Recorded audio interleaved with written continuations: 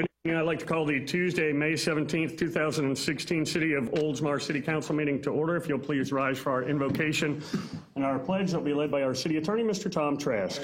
Our Heavenly Father, as we exercise a right of self-government that we enjoy as free citizens of the United States, we pause to thank you for the freedoms given to us by the generations of patriots who have preceded us and who risked their lives so that we may live as free men and women.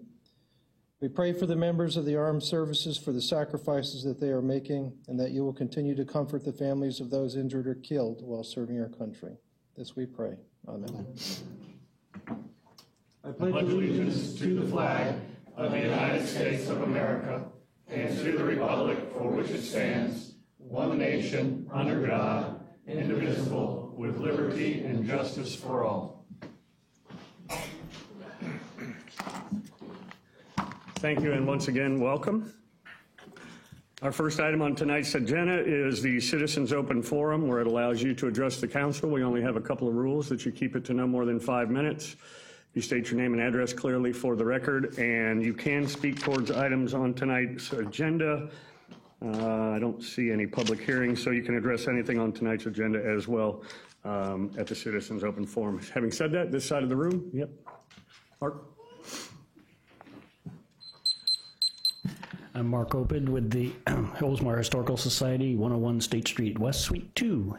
And I'd just like to give you a little heads up on our next fifth Friday for the Centennial that'll be coming up. We don't have anything going on in June, but we do have July, into July 29th, and it's going to be Caribbean type of theme. So we're going to have Caribbean music, Caribbean food, and it's hot, so it'll feel like we're in the Caribbean. So that part we can do without, so. I just wanted to let you all know about that. And it's free. And it's free, yes. It'll be free. It'll be at Arioles Park. Starts around 5 and runs until 10. Perfect. And Mayor, hey Mark, I got you some things here. Here's a Coke bottle, 1919 from the hotel. My grandson and I crawled underneath the old hotel. That's where Veterans Park is now. All the way in and found a lot of stuff. Here's the original Oldsmobile book that you put in your 1901, 1902, and 1903 Oldsmobile. What's it say? Turn the key? Is that all it says in there? Yeah, crank, turn the crank. Right. Push. And there's the blueprints of the old Oldsmobile, the 1901, 2, 3, and 4, and 5. The blueprint. And here are 3 postcards from 1906 that shows Old Steady and Old Scout. It was 2 Oldsmobiles that had a race from New York City to Seattle, Washington. And you already have one of the postcards. Very rare. Here's 3 more postcards.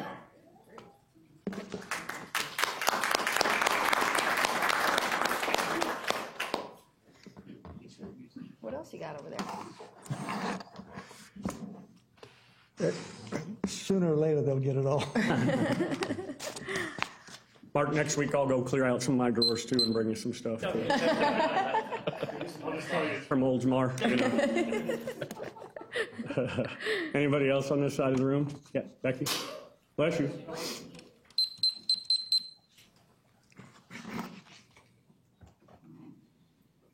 Good evening, Mayor and Council. Becky Afonso, 250 Strathmore Avenue, Oldsmar. May is National Bike Month, Bicycle Month. Okay, got that straight. They still say Bike Month. We got to make sure it's the spandex, not the leather, or just casual ride, what have you. Are you trying to convince us or you? The public in general, they need help. What we've got going as a first annual Oldsmar National Bike Month Picnic. Originally, this was for the alumni of the Oldsmar Citizens Academy and friends. So I feel as though we're doing friends. We can invite people to come on out. This will be at Arioles Park on Saturday, this Saturday the 21st, from 9 a.m. to 3 p.m. And having a bicycle is not mandatory, but it's encouraged. There will be some guided tours of the Oldsmar Trail on bicycle. And just wanted to put that out there to invite the council, the city staff, Anybody that wants to come on out Saturday, rain or shine.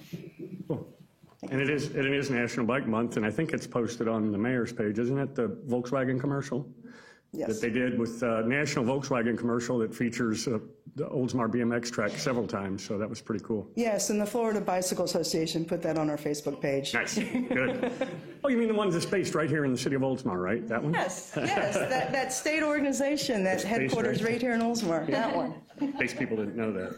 Thanks, Becky. Tony?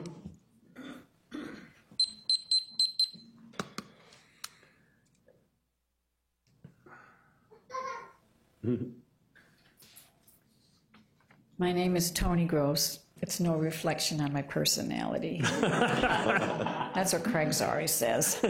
I live at 711 Satin Leaf Avenue in Oldsmar. And in memory of the 5th anniversary of Frank's death, July 2011, I'd like each of you and my community to save the date to attend the Remembering Florida's Fallen Memorial Photo Exhibit. And that's going to be held at the Oldsmar Library, and I think several of you attended last year. That was great. It was really hot out that day. Yeah.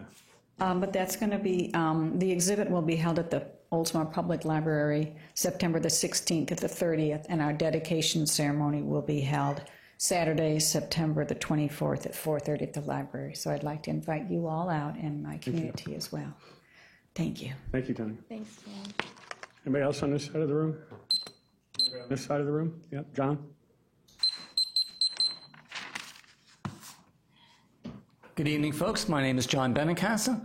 I live at 125 Camphor Circle, Unit D, in Oldsmar, Florida. I'd like to bring to the attention of the City Council and the city itself a crisis that is looming I think we need to start addressing immediately.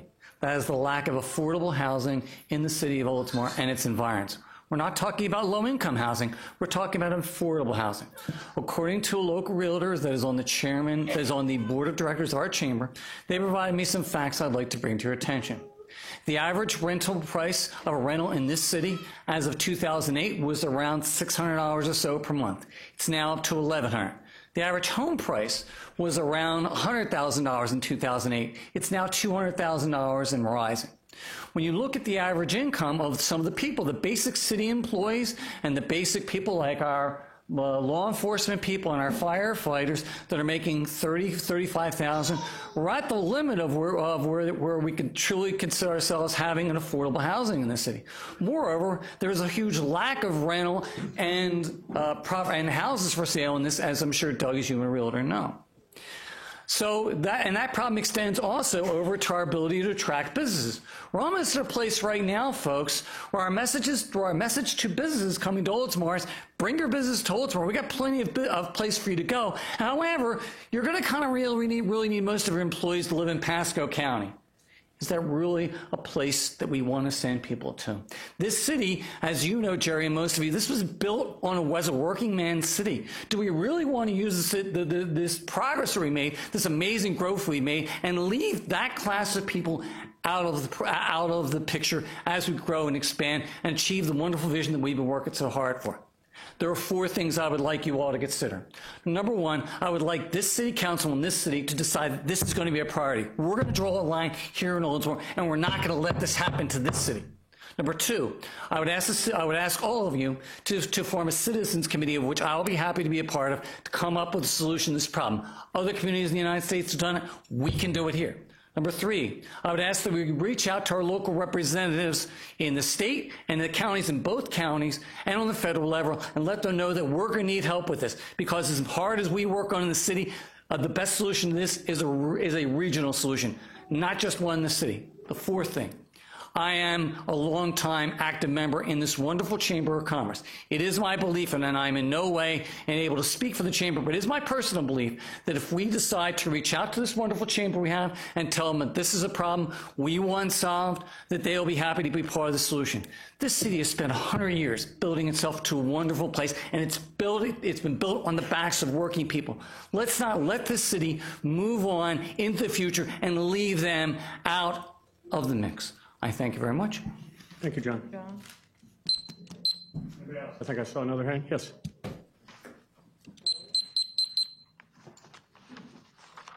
Hi, my name is Wendy Maltinos, and I'm at 223 Arlington Avenue East. I was given something to read for you guys, so I'm going to read this for the person that is a friend of mine. Was the council aware that the citizens of Sand Key rejected Empower's attempt at putting up a zip line in 2011? Based on all the news articles that I read, it appears Mr. Pathak learned his lesson on how to get a zip line done, which leads to my next point. Was the matter brought to the Leisure Services Board for review prior to voting on it? If not, what was the rush, and why was that board not allowed to have an opinion? Why was the zoning height adjustment not put through the Board of Adjustment? Based on minutes from the meeting, those board members wanted to say and were informed by Mr. Trask, the city attorney, that the council was legally able to make the zoning change without their input. While I understand you all have your priorities, nowhere in this process it appears where the citizens of Oldsmar were truly able to express their support or opposition, and it just appears, and it may not have been your intentions, but it appears that this was shuffled through as quietly as possible.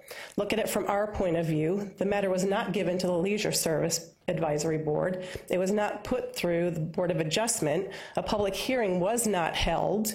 It just appears that the council had their minds set on doing this and going through this, which leads to a question. How much were Mayor Beavis, City Manager Haddock, and the council members paid off to put this through? Oh, come on. That's an unfair statement. Then when you look at it from a negotiation standpoint, it gets worse. First, they are given 20 acres in the preserve for $1 a year, which is customary for a 501c3 organization, which they are not. But you couldn't charge them more for a lease. How much do you charge Beamworks every year? Next, when you compare this sweetheart deal to what Daytona Beach got for their zip line, it really causes me to pause. For our illustrious deal, we get an estimated $184,000 over the 10-year period based on their RFP revenue projections. The city agreement calls for Oldsmar to get 5% of the gross revenue, while Daytona Beach was able to obtain a 10% base that goes as high as 20% based on breakpoints. So when you combine the two, you have to ask what happened here. Citizens who are on the appointed boards were bypassed. The community was not given their fair chance to speak. And finally, the city has done all of this for an estimated $1,533 in revenue a month for the next 10 years. And before you tell me that old may be in Oldsmar and we're anything but that, or that the citizens have access to the minutes from all your meetings, or there's Oldsmar Connects, I will ask another question. Why was the groundbreaking not publicized on March 17th? There was nothing on the city website, nothing on Oldsmar Connect. And the only folks there were the ones that were planned, other than a lone bicyclist who was quoted but neglected to tell the reporter that she has her house up for sale and is moving out of Oldsmar.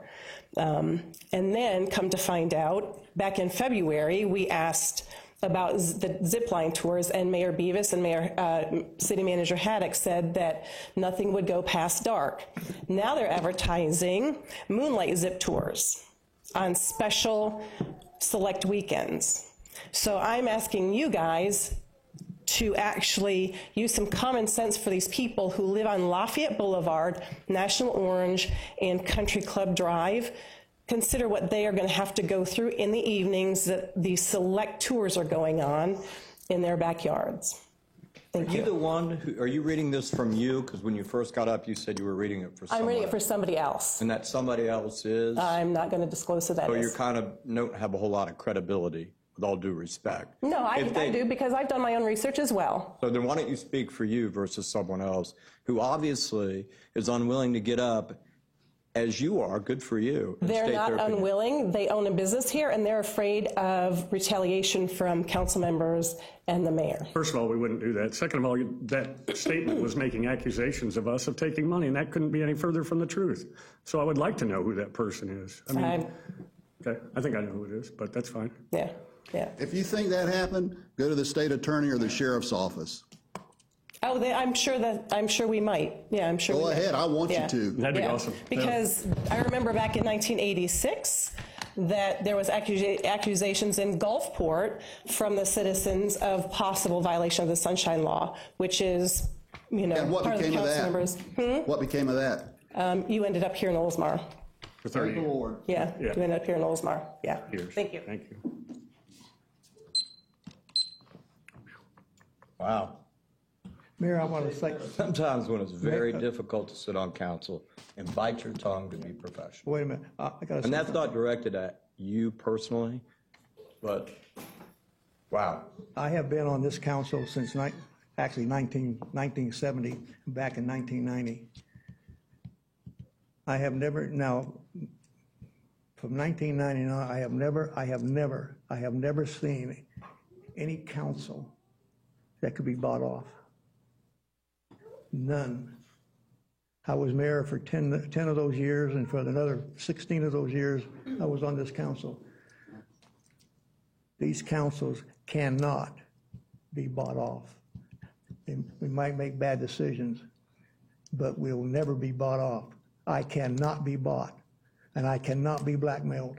And I'm sure every council member up here feels the same way. I would really hope not, honestly. Well, obviously, it was strong enough for somebody to put it in their writing that they felt it, so. I don't think that's a statement out of emotion. I don't think someone should make that accusation and not stand up here and say it. But I mean, at the end of the day, the lease and those things, they were all accounted for. It was all thought out, and we didn't do it to make the money from it. We did it to help bring visibility to the city, because the people that come into the zip line are going to go to that business potentially and spend their money there and eat at restaurants here. So at the end of the day, there's a lot of different aspects that go into that. It's not, oh, they got a $5 lease and, oh, we must have gotten paid off to give them that price. I mean, that's just an irrational statement.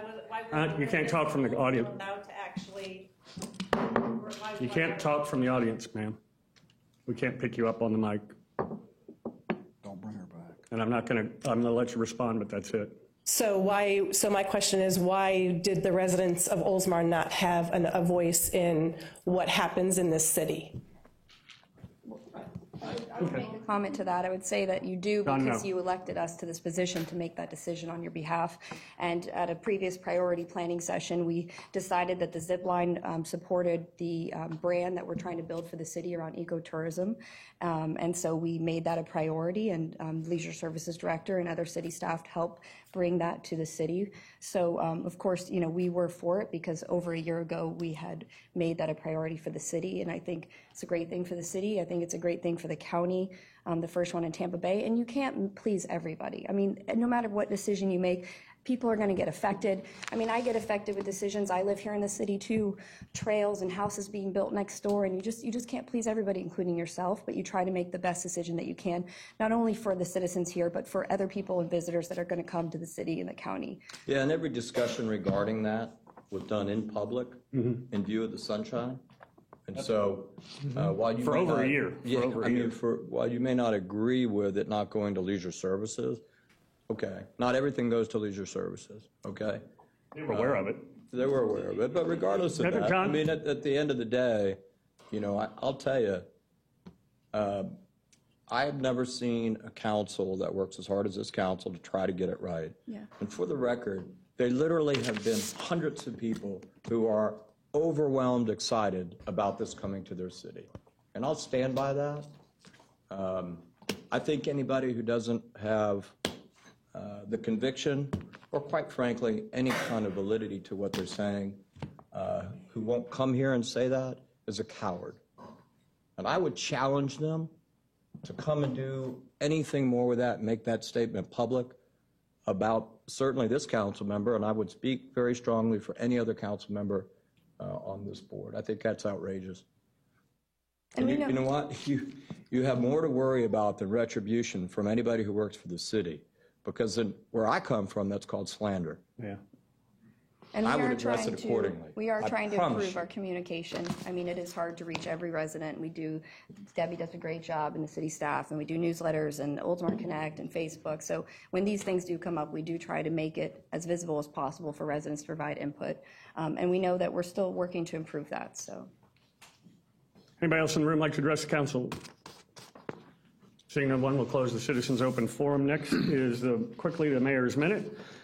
And it was a close one last night, but we say it again, go Bolts. Hopefully we will take the next one. Recap of some things that have happened. The City of Oldsmar Golf Tournament, great job by Leisure Services and the staff on the city's annual golf tournament. I think we came somewhere right in the middle of the pack. Upcoming events and announcements, Hurricane Preparation Week.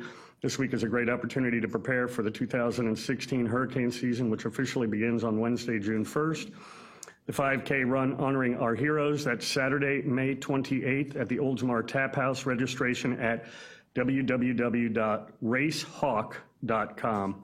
Also, Memorial Day closure. All city offices and facilities and libraries will be closed. Our Memorial Day ceremony, everyone is welcome to join us for our annual Memorial Day ceremony on Monday, May 30th at 10 a.m. at Veterans Memorial Park.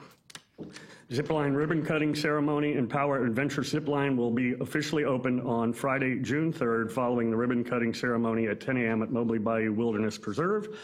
And lastly, but not least, congratulations to Deb Pauley, who got engaged last weekend. Also, Mayor wants everybody to see her ring. Yeah. I saw it. Can you get a tight shot? Yeah. Well, if they're even anywhere close to Facebook, they've probably already seen it. So congratulations. Oh, to she only Deb. had about 25 pictures of it on there. Oh, yeah. She's got a video of it, I think. So congratulations, Deb, to you and Rich. That concludes the mayor's minute. Next is the consent docket. We have 4 items. Approve the minutes of the March 1st, 2016 City Council meeting. Second item is approve the payment to legal counsel. Third item is waive the bid requirements and approve purchase from Zeelam Dewatering Solution, Goodwin Pumps at Lakeland, Florida, off the Florida Sheriff's Association contract number 15-13-0904 for the WRF mobile pump package purchase. And lastly, approve the tentative agenda for June 7th. If nobody wishes to pull anything, I need a motion. Moved. Second? Second. Motion and a second. All in favor? Yes. Aye. Passes 5-0. Thank you. Next is the City of Oldsmar, and that is the proclamation of Emergency Medical Services Week, and I'll go ahead and read that. Emergency Medical Services Week. Whereas emergency medical services are a vital public service, and whereas the members of the emergency medical services teams are ready to provide life-saving care to those in need 24 hours a day, 7 days a week, and whereas access to quality emergency care dramatically improves the survival and recovery rate of those who experience sudden illness or injury, and whereas the emergency medical service team system consists of first responders, emergency medical technicians, paramedics, emergency medical dispatchers, firefighters, police officers, educators, administrators, pre-hospital nurses, emergency physicians, trained members of the public, and other out-of-hospital medical care providers. And whereas the members of the emergency medical services team, whether career or volunteer, engage in thousands of hours of specialized training and continuing education to enhance their life-saving skills. And whereas it is appropriate to recognize the value and the accomplishments of emergency medical service providers by designating Emergency Medical Services Week. Now, therefore, I, Doug Bevis, Mayor of the great city of Oldsmar, Florida, do hereby proclaim this week of May 15th through 21st, 2016, as Emergency Medical Service Week with the theme EMS Strong, Called to Care. I encourage the community to observe this week with appropriate programs, ceremonies, and activities dated 17th day of May 2016. Doug Bevis, Mayor, and I believe I'm presenting this to Aaron. Yep.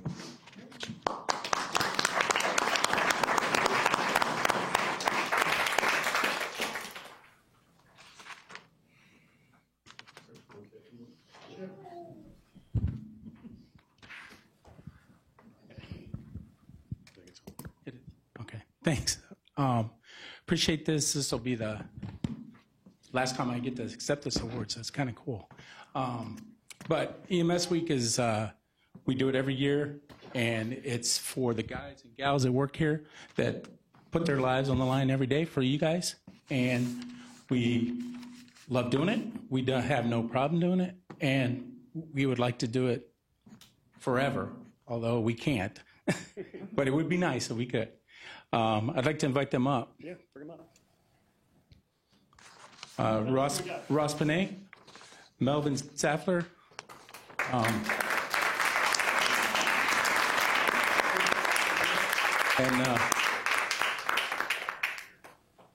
Brian Luker. And obviously our chief is in the back. He didn't want to come up, but They do all the work. he says we do all the work, but actually he helps out a lot.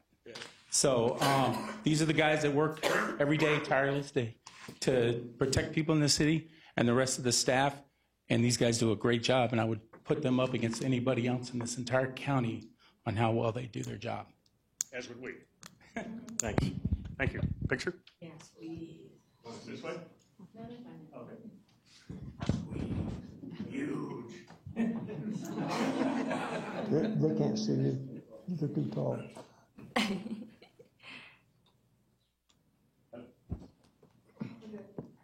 Mayor?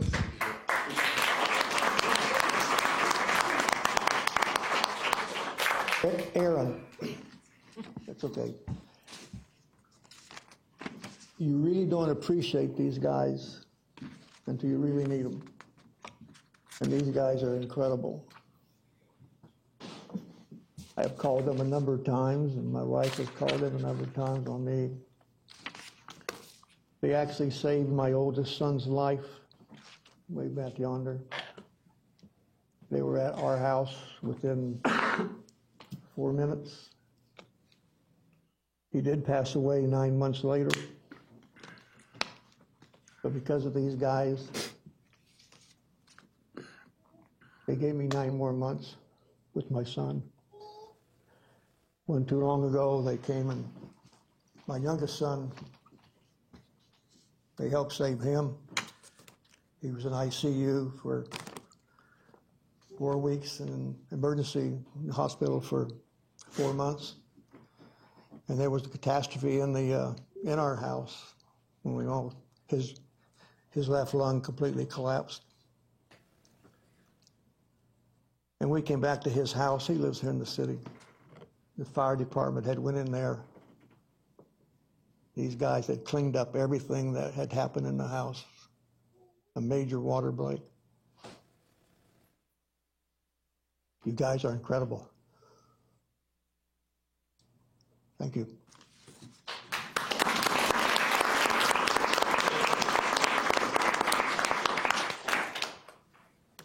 Next item on the agenda is consider the appointment of John Ruckert as full member of the Veterans Advisory Board. I think I saw John, did I? Here. Oh, hey, John, come on up.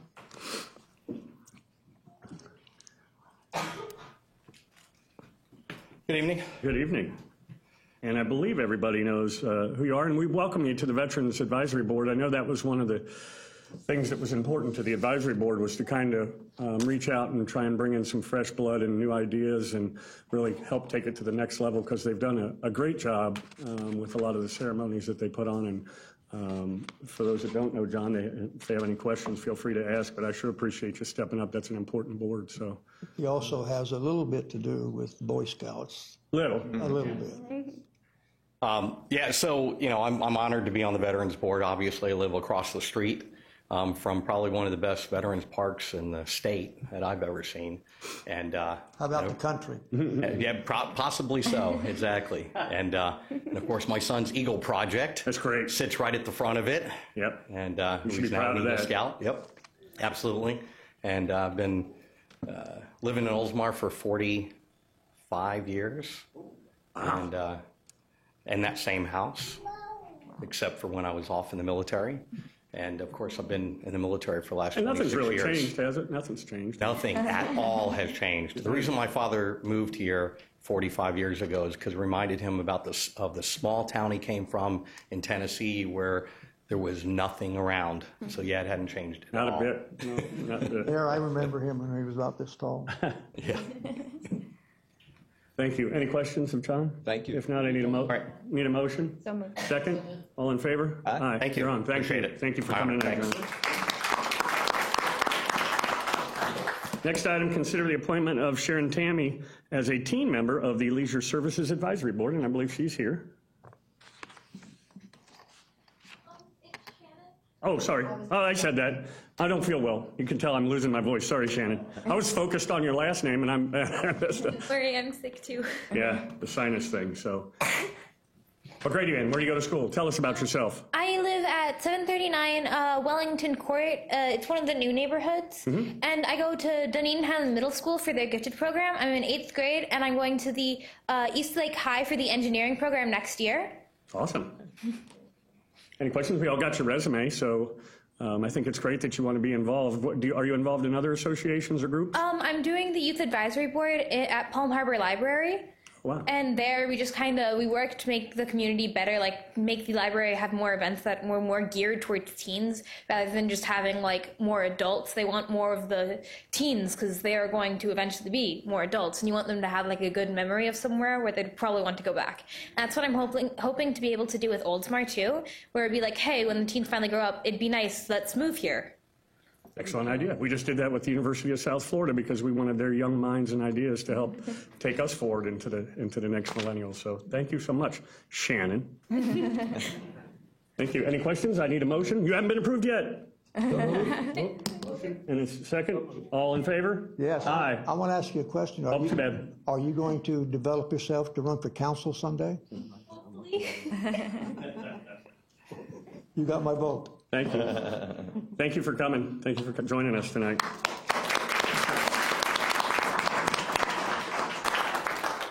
Next item is the presentation of the Council Manager Award, and that is going to be our Council Manager. Thank you, Mayor. I'm very pleased this evening to present the award to Michael Feeney.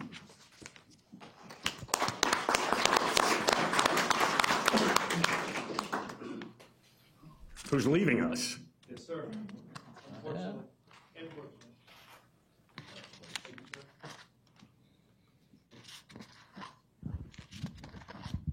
Mr. Feeney is a well-known star here in Oldsmar, having served as principal of Oldsmar Elementary for 4 years. And prior to that, you were the assistant principal at Oldsmar Elementary for 2 years. Kathy was kind enough to give me a few points that I wanted to share with everybody this evening. And not only that, I printed it out, but the version that Kathy gave me is double-spaced and a bigger font. So that was even more help. But some of these things I had known already, that you had previously taught at Forest Lakes Elementary as well. That's where I started my career, here in Oldsmar. Yeah, so just some other things I wanted to mention. The mayor has already indicated that you're going to be leaving this assignment at Oldsmar Elementary. You've already accepted another position here in the Pinellas School District. So it'll be their benefit and our loss.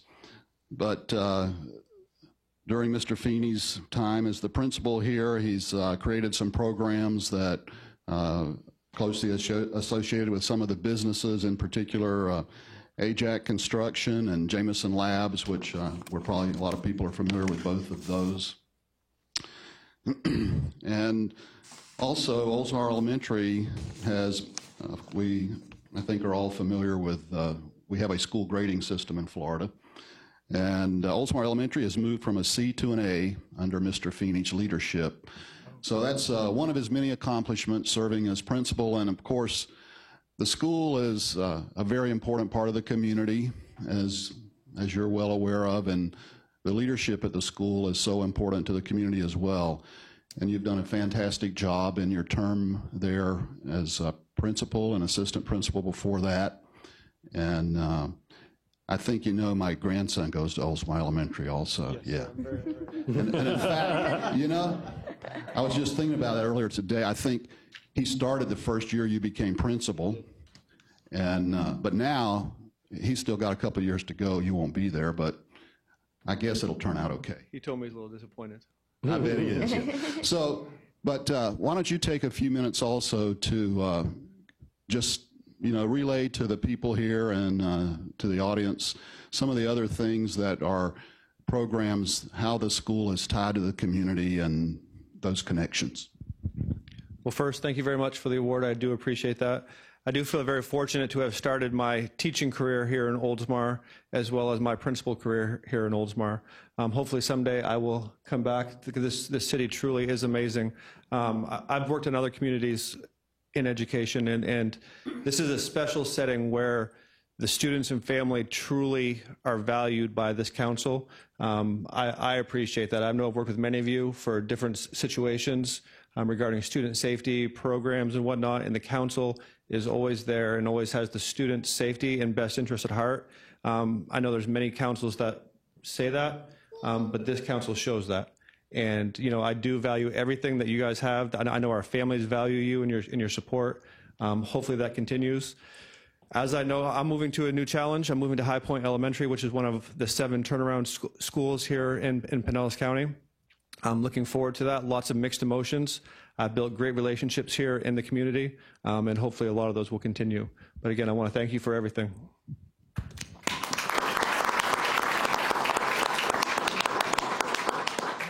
So once again, I just want to say thank you, and the award is just a small token of a way we can express our appreciation for all you've done at Oldsmar Elementary and for the community, and we wish you the best in your new assignment, of course. Thank you, sir.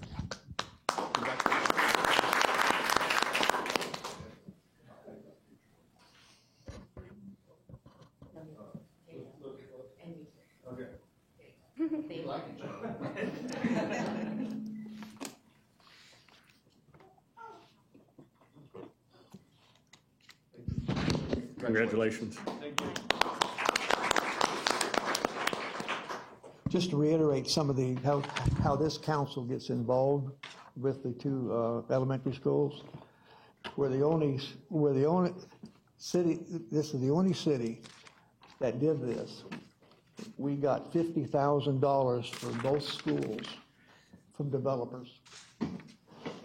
This council gave both schools here in town a $50,000 check to do as they wished within reason. And you all did a great job with that. Thanks. Congratulations. Next item is the presentation by Florida City and County Management Association, FCCMA. And I believe, Frank, are you doing that for us?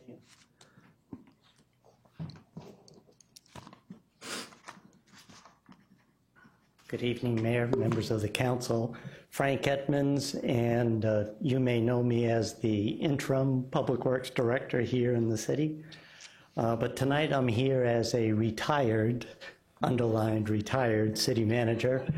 I'm pleased to be here on the behalf of the International City and County Management Association, ICMA, as well as the Florida City and County Management Association, FCCMA.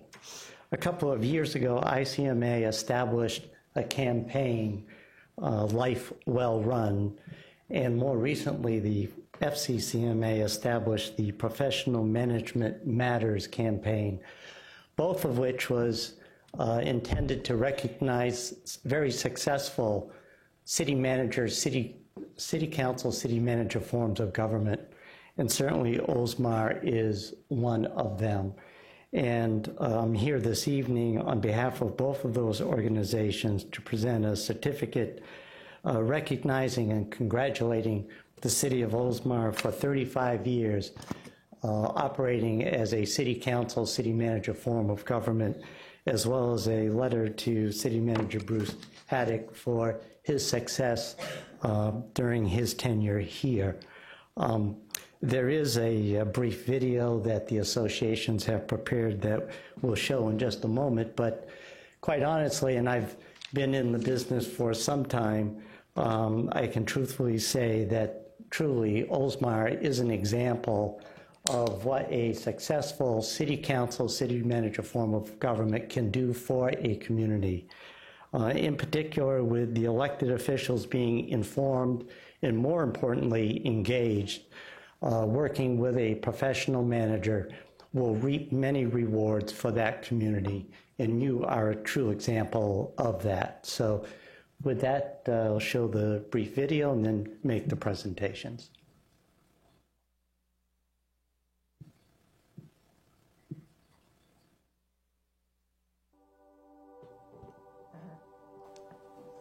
There are things we rarely think about.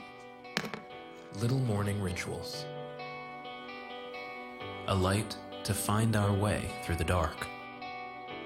A bike trail just down the road. An easy commute. Having a great place to work.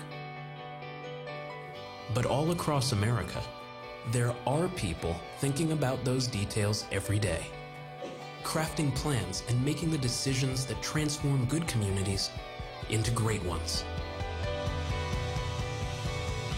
They're our professional city and county managers. They know that characteristics like civic engagement, quality housing, vibrant neighborhoods, and solid infrastructure allow business to thrive. In fact, nearly 2/3 of Moody's AAA bond-rated cities are run by a professional manager. From exciting development projects, to curbside recycling programs, to the water for your shower, city and county managers are responsible for the things that help communities thrive. They make tomorrow happen, partnering with elected officials to turn big policy ideas into great achievements. The relationship between a commissioner and a county administrator is vitally important. It provides a partnership that translates policy into action and dreams into reality. After all, every coach needs a quarterback. The strong partnership between the Commission, the Administrator, and staff in our county has been essential in making Flagler County what it is today. These relationships give us, as elected officials, the ability to more effectively serve our community. Using a professional manager can help keep the city out of financial trouble. They have a long-term outlook and know how to avoid kicking the can down the road. They have the knowledge and the skills on the table that elected officials usually do not have. The elected officials are accountable to the voters, and the professional manager is accountable to the commission. This balance of shared responsibility and responsiveness to community needs is a prescription for good government. While most of us are busy running our lives, professional managers run the communities where we live our lives. So we can all have a place that we're proud to call home. Professional city, town, and county management. It's life well run.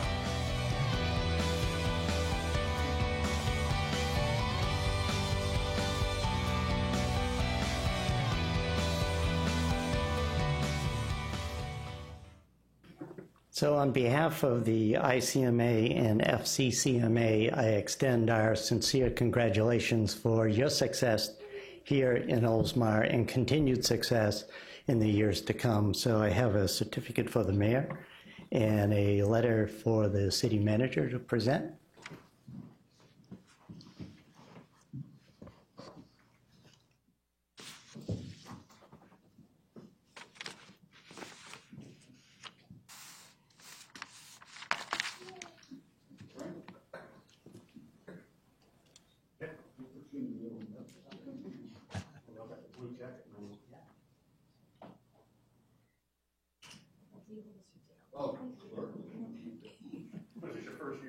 Really, haven't you learned anything yet?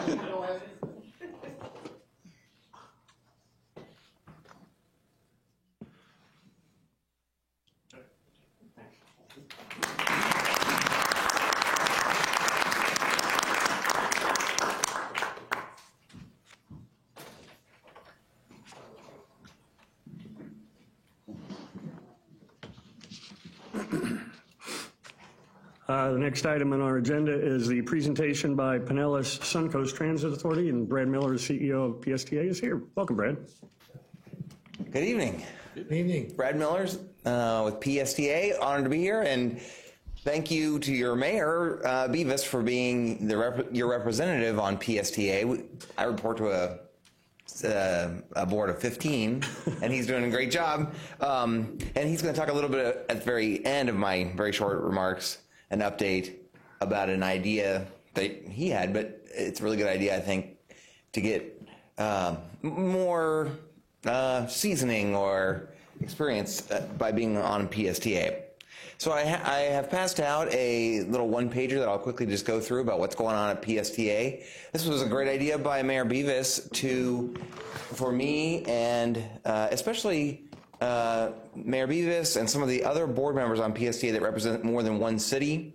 We have several areas of the community. The Big C appoints one member, one beach representative to represent all the beaches, the inland cities, and to get out and give updates on a regular basis and try to hit all 24 cities within a year's time. Make me be on the road all the time.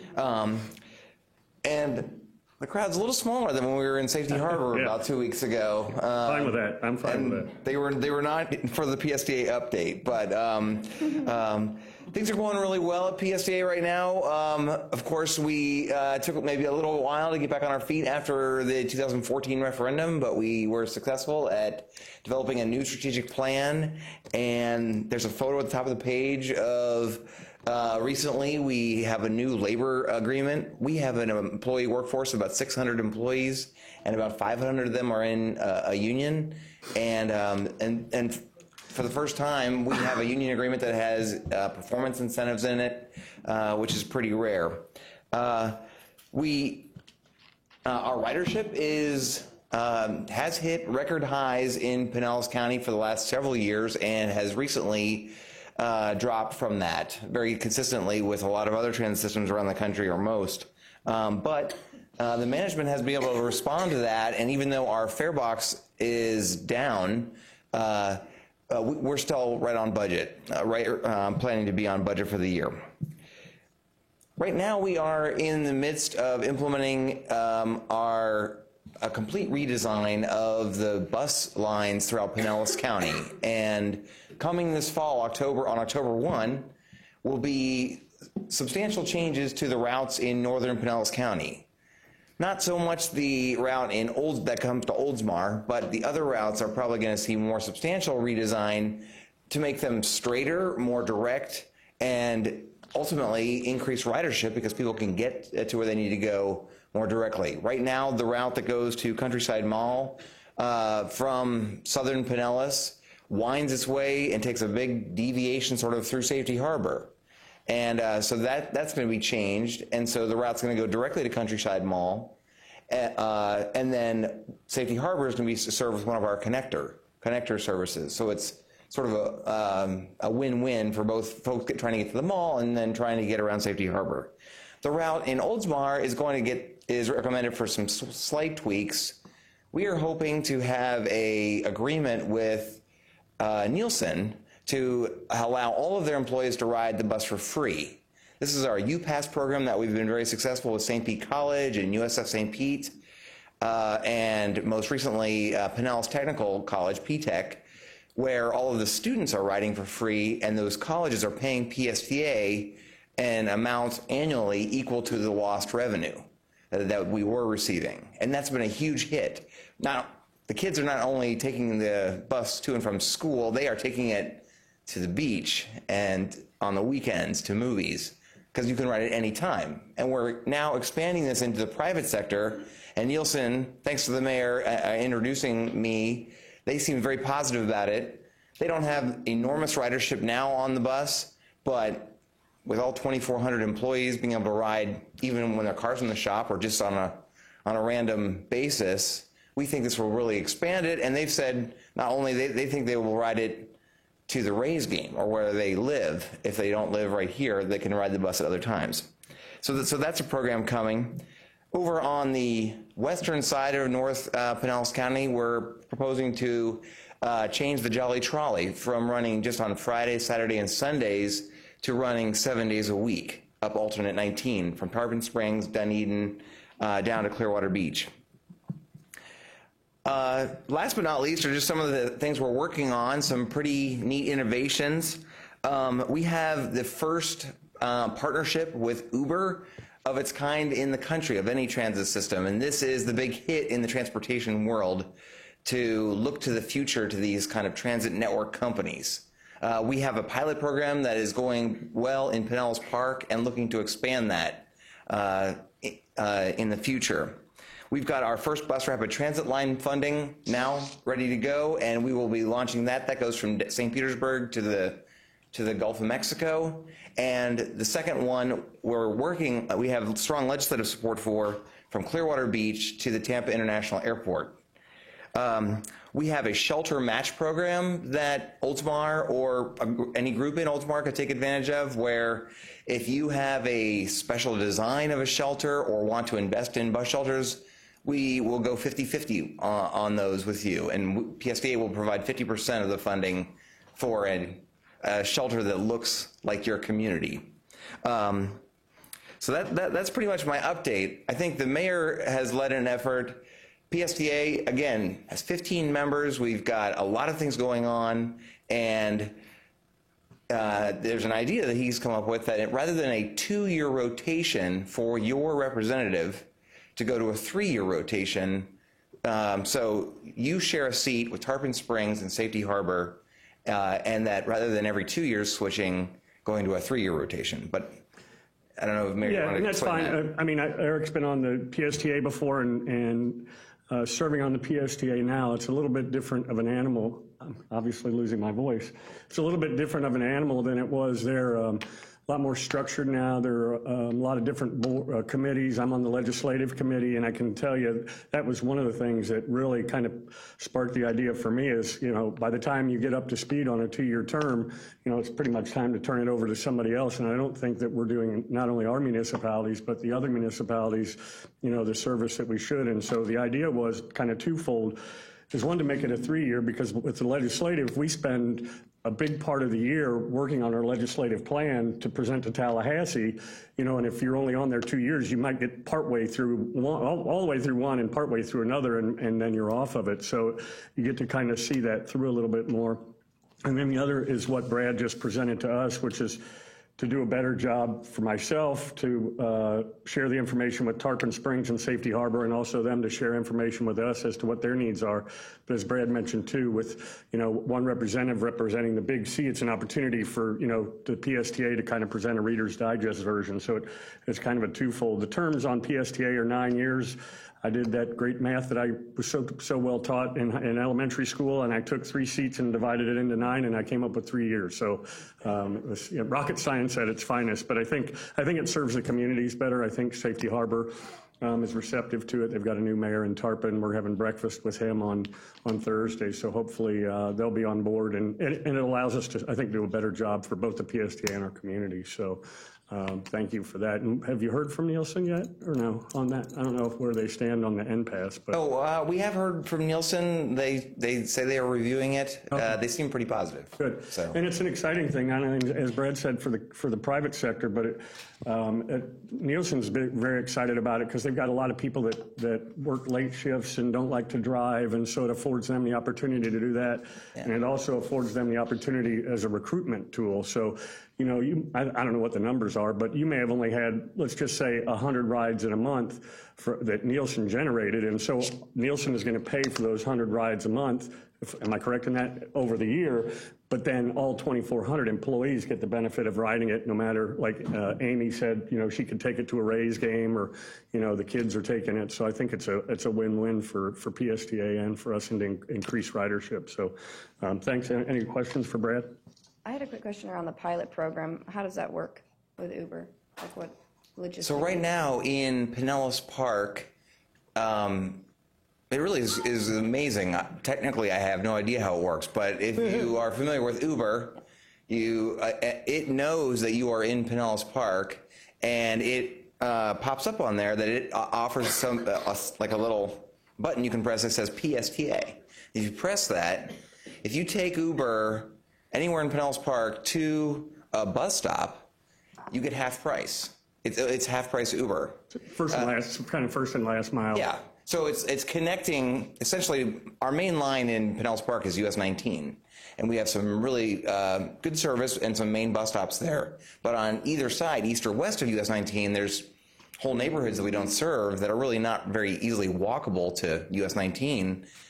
They can basically get very low cost Uber rides or taxi cab rides to one of the stops and then connect to the transit. And it's been a success. It's been going since mid-February, and like I said, we're the talk of the whole transportation world about it, and looking to expand that now. Weren't you at a national conference in Washington, D.C., and it was kind of touted it there? Was that the one you were at? Yeah. Yeah. And then it's the first type of relationship between a Uber and a PSTA. Well, it's a brilliant strategy, because I recall from being on PSTA, I mean, one of the challenges with ridership that we faced was the lack of density. And so you can't, the walkability becomes difficult, and it's a affordable solution as an alternative to owning a vehicle and using it all the time. So Now, I have a question too. I know you said you talked about the Jolly Trail extending days. What about the bus routes? Are the hours extended for the bus routes and the connectors? I thought the connector was only certain days. I mean, has that been improved for the riders? Well, that's what we're looking to do on October 1, is take some of the deviations out of some of the routes and then reinvest that time into extended hours. Yeah, the connector, our most popular connector route in northern Pinellas County is the one that comes through Oldsmar, connecting over to Tampa. We've got very high ridership that rides from all over the Pinellas County to get over to Tampa and to make connections. Sometimes Are you it's sure it's hard not to take. just because they want to come through Oldsmar? Sure, that's why they're doing it instead of the boring water going over the bridge. Yeah. But yeah, hopefully to extend that service. Because you made a comment like Amy could go from Nielsen to the Rays game, but can she get home? Like, will it still be running? I just want to. Well, no, she was going to use it more from her house in St. Pete to go to the Rays game, so it doesn't have to be from work. She can, but I think to the answer to that, you are looking at kind of being more consistent with the routes up in the North County and Oldsmar area. And we talked to the folks at Nielsen about, as the mayor was saying, some of their call center jobs and things wanting to go later, and so they expressed that maybe the bus could start later in the morning and run later, and so we're looking at that too. Okay, great. Yeah. Thanks. Any other questions? No. Thanks, Brad. Thank you. Thank you. Thanks for coming. Appreciate it. Next item on the agenda is me. It's the presentation of the Employee Service Award, and he happens to be sitting not right next to me, and it's not Tom Trask. It is our city manager, Mr. Bruce Haddock.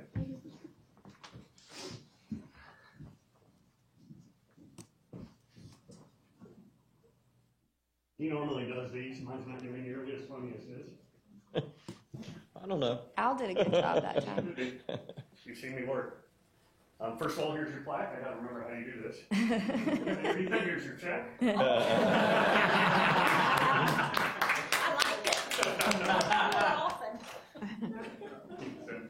me read a little bit of what was written. Bruce has been with us for 30 years. He's celebrating 30 years of service with one municipality.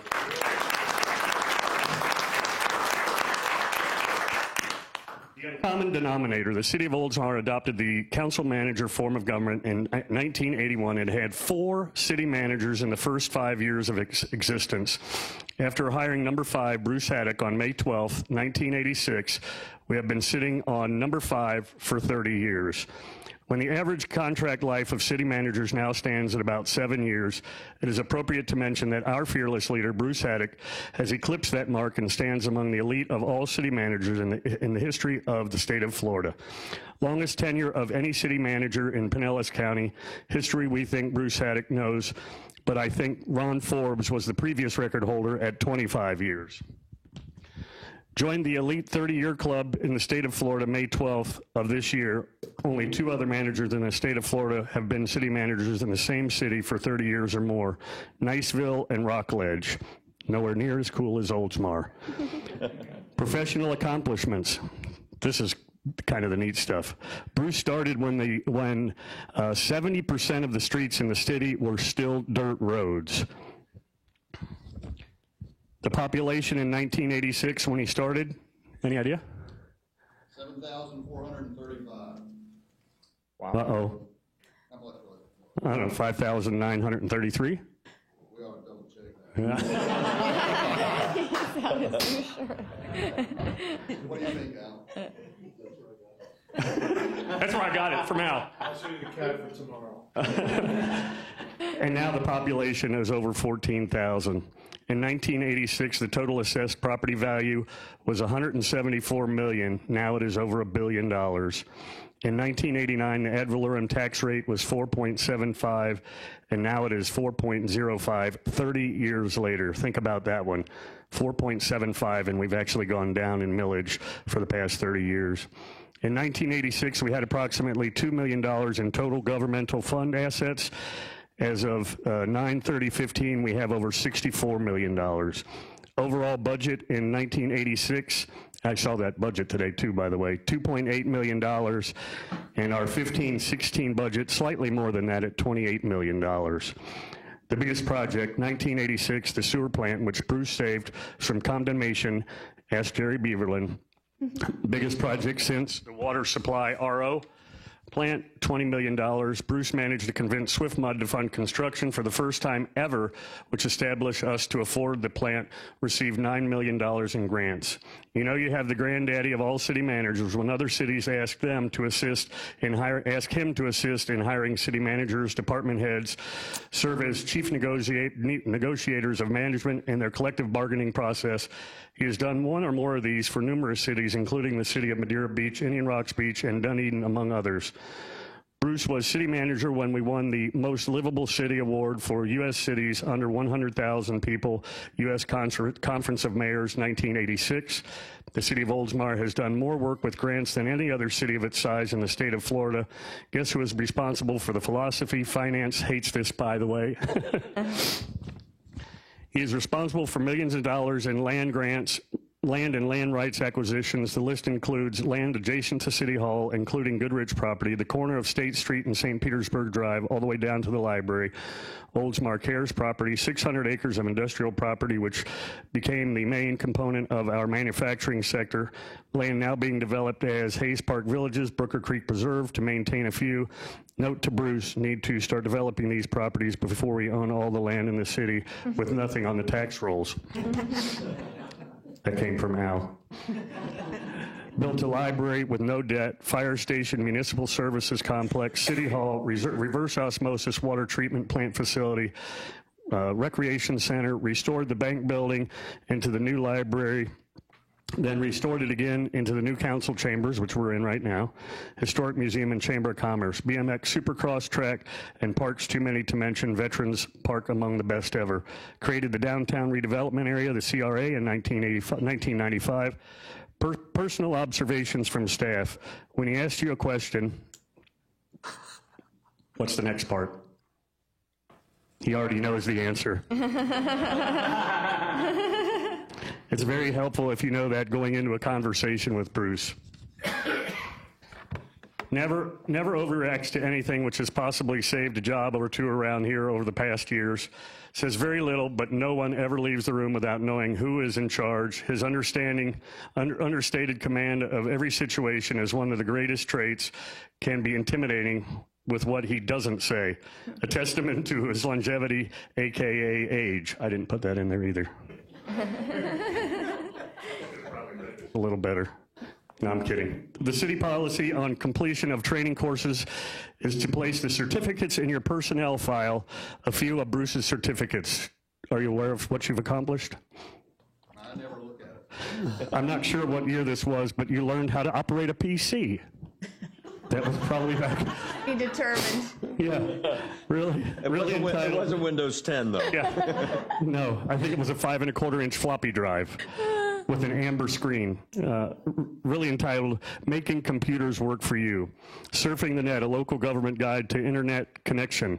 Getting started with your iPad, your iPhone, your iPod Touch. Command Spanish for the workplace. Lotus Notes 4.6 clients for Windows 95. Bruce's Service Award presentations at council managers are so awkward, they're actually good. And we were going to ask Bruce to present his own service award tonight, but we were afraid we would be here till Thursday. I added that. At the last FCCMA conference, he won the title of Genius by winning the National Trivia Contest.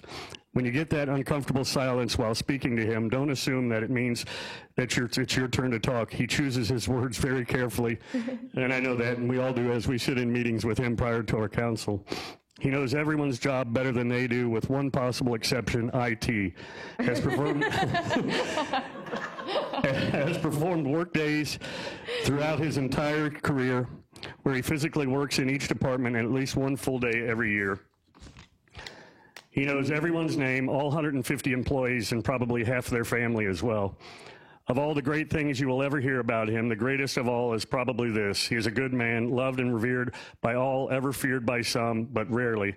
We may never know what he is thinking, and he likes it that way. But know this. The stability enjoyed by this organization and its citizens has come from the steady hand of the best public administrator that anyone in Pinellas County has ever known. And whether you realize it or not, every single one of us discusses discussions was based first and foremost on one guiding principle: does it make this community better? I think the answer is an overwhelming yes. If you just heard the list of things he has accomplished, it is plainly evident that no one does it quite like Bruce. He is absolutely unconventional, which is why I referred to him as uncommon denominator. Councils come and councils go, but there has been one person steering this ship for the last 3 decades, Bruce Haddock. The results are obvious and have been spectacular. Congratulations, Bruce, on 30 adventurous and hopefully rewarding years. While we know there won't be 30 more, the city council, staff, and hopefully the citizens want you to know how much we appreciate all that you have done to make this community a great place to work, live, and play. Congratulations, Bruce.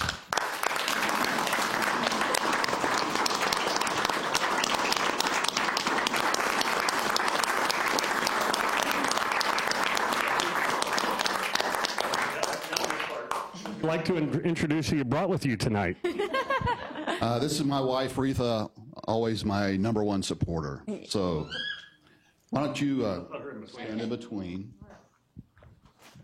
There you go.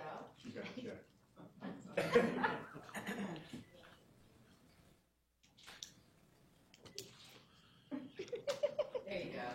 Are you hiding or photobombing now? And we're not done. Got a couple more things. Oh, okay.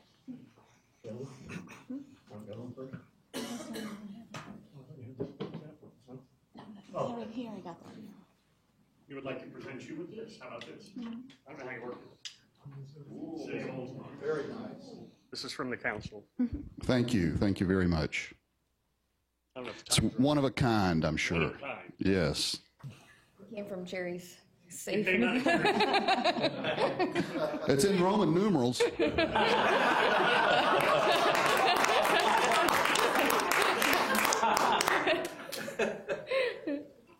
Well, all of a sudden, I'm feeling very tired. And I think Al wrote that, didn't he? Most of it. Yeah. About a quarter of the way through it, I pretty much concluded Al has written this. So, certainly I appreciate the gift and the recognition and all those kind words, Mayor, and thank you, Council. I still look forward to coming to work each day and haven't run out of things to do yet. Of course, we have a great group of employees here, people that are really committed to doing a good job and doing the right job. And we have a city council that gets along with each other, respects one another, and works towards common goals of moving the city forward. So those things make my job much easier. So just want to say thank you. We're not going to be here till Thursday, but you covered a lot of history in a pretty short period of time.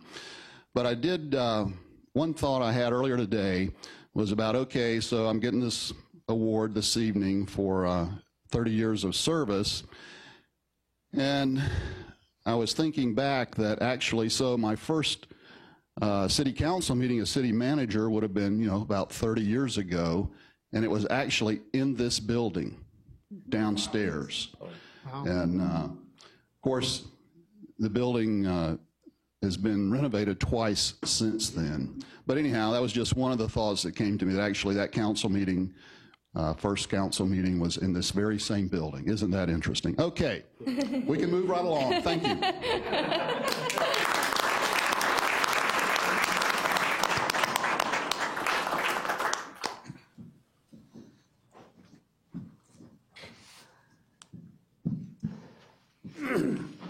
So, and just to put a little frame of reference to May 12th, 1986, and Bruce started working here in 1986, 30 years ago. Sitting next to him, Gabby McGee was born in March of 1986.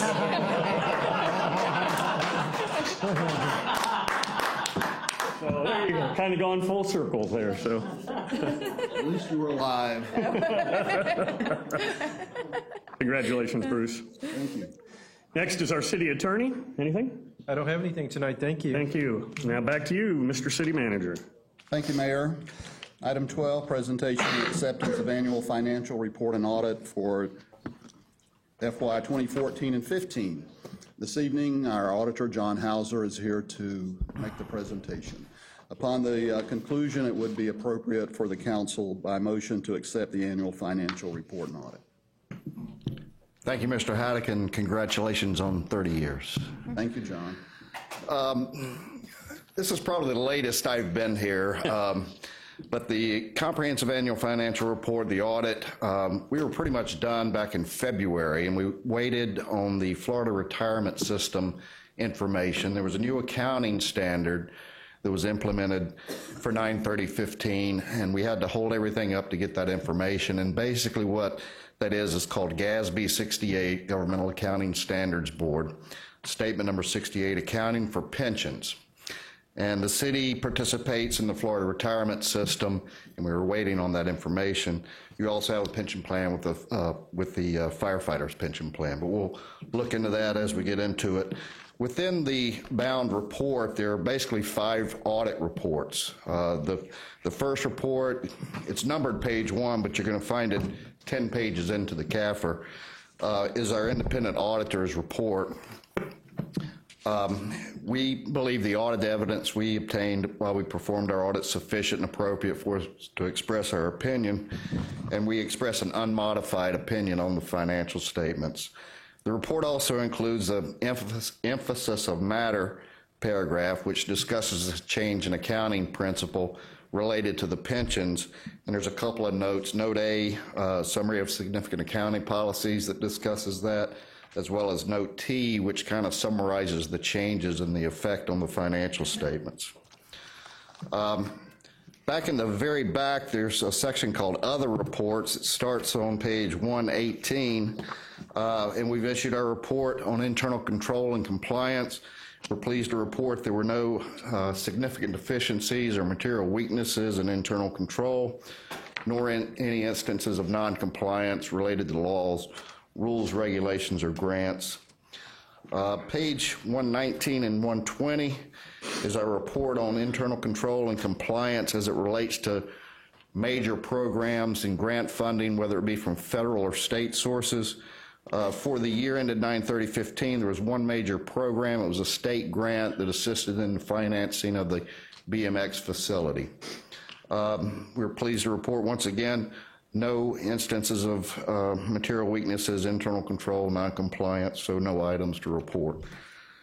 Page 123 and 124 is the independent auditor's management letter, which is required by the Auditor General of the state of Florida. Many years I've been up here and reported we performed the financial condition assessment procedures on the city. These are 18 applicable procedures to the city, and it compares the city to other benchmarks, similar size cities in population, taxable value, fund structure, and this year the city, well, in the past it was inconsistent. It was not favorable, not unfavorable, but inconclusive. And this year, the overall grade was favorable. So that's a first for the city, and it shows that the trends are improving financially for the city overall. Page 125, the last report, has to do, once again, with the requirement by the Auditor General that we test the compliance with their laws as far as the investments of the city. We're pleased to report the city had no instances of non-compliance as is deemed in investments that the city owns. There are two primary statements within this 125-page report. They're called the government-wide statements, and they start on page 17. The first statement is a statement of net position, and overall the total assets, I believe was alluded to in the speech there earlier, was for the governmental activities around over $64 million. Include the business type activities, that's over almost $118 million, and that's an increase of about $3.5 million or 3% from the previous year. There are increases in cash and investments. You'll also see that this reflects all the long-term liabilities and assets of the city, and of course one of those liabilities or assets has to do with the pension plans. The firefighter pension plan, because of GASB 68 in booking this, resulted in about a $1.5 million asset. to the city, including the deferred outflows, whereas the Florida retirement system, that's about $1 million liability. So fire pension plan is in good shape, and the fire FRS is statutory contributions that are determined by someone else. The city just contributes on behalf of the employees. But overall, there was a net increase in the assets around $3.5 million. As far as the liabilities and deferred outflows, those only increased about $300,000 or 1%. Overall, the net position was up $3.2 million or 3%. The unrestricted, there's three categories: invested in capital assets, restricted monies by outside third parties, and unrestricted. And unrestricted funds can be used by the city for the day-to-day operations. We look at that, it's now $6 million for the governmental activities. That equates to about 5.5 months of operating expenditures. As the business type activities, it's 5.2 million, or about 4.5 months of operating expenditures. The next statement is the statement of activities. Yes. Can we ask a question while you're... Yeah, go ahead. I just was curious from your experience in terms of the 5.5 months on the governmental activities or unrestricted cash. How does that compare with other cities our size? Well, when we performed these financial condition assessment procedures, it turned out that you were compared very favorably to the other cities. And some of those cities were Atlantic Beach, Cocoa Beach, Fernandina Beach, Lake Mary, Marathon, North Palm Beach, St. Augustine, and Treasure Island. St. Pete Beach was on that list last year, but they either got higher taxable value and went up to the next level. But you are comparable. Around 6 months, is what I think the averages really are. Okay, thank you. We've always been right about there. You have? You have. Very stable. The statement of activities on 18 is kind of like the income statement for the overall government. It starts with the expenses, subtracts the program revenues to come to a net cost for operations for each department. It's on page 18 and 19. Overall, the expenditures for the governmental activities were about $12.9 million, and that was an increase of about 3%. It's only an increase of $313,000. The business type activities expenses were about 9.9. That also was about a 3% increase. But the program revenues that support these expenses, overall for the governmental activities, the net cost was about $8.5 million. And then that was covered by your general revenues, which was 11.2. So overall, there was a net increase in net position of about 2.7 for the governmental activities. And the business type activities are really divided into three main funds: the water and sewer fund, the stormwater utility fund, and solid waste. And overall, the business type activity showed a positive $534,000 of program revenues over expenses. The solid waste fund was the only fund that had a loss from that. It was a small loss over about $20,000. In prior years, the stormwater utility as well as the sewer fund was losing money, but there's been adjustments in rates to take into account the stormwater, providing more funds to cover those costs, as well as in the sewer. I'm sorry. And also what stormwater. was the small loss that you... $20,000. And that was for? Solid waste. Oh, solid waste. Solid waste. Solid waste. Isn't that? Solid waste, there was an increase in fees from the prior year, so that loss did decrease. But my recollection is that really has to do with what the recycling costs. In the last year that you're talking about, 15, there was a commercial rate increase. In the current year, this past October, there was a residential rate increase. So hopefully it'll improve in the current year. Okay, thank you. It had improved even at September 15 better, because yes. of the commercial increase. But there were additional revenues in the business type activities of 652, so it was about a $1.2 million increase in net position for the business type activities. But the business activities, isn't that an enterprise fund? Enterprise It is, funds. So therefore, the rates have to get adjusted to support. The idea is that service is self-supporting, stands on its own, yes. Correct. Yep. Following these two statements, you'll have the governmental fund statements, which do not include depreciation, include expenses for capital outlay, show long-term principal debt payments. Then we have the notes to the financial statement. Will give you a lot more information. Won't read through those. Then we have budgetary comparison schedules.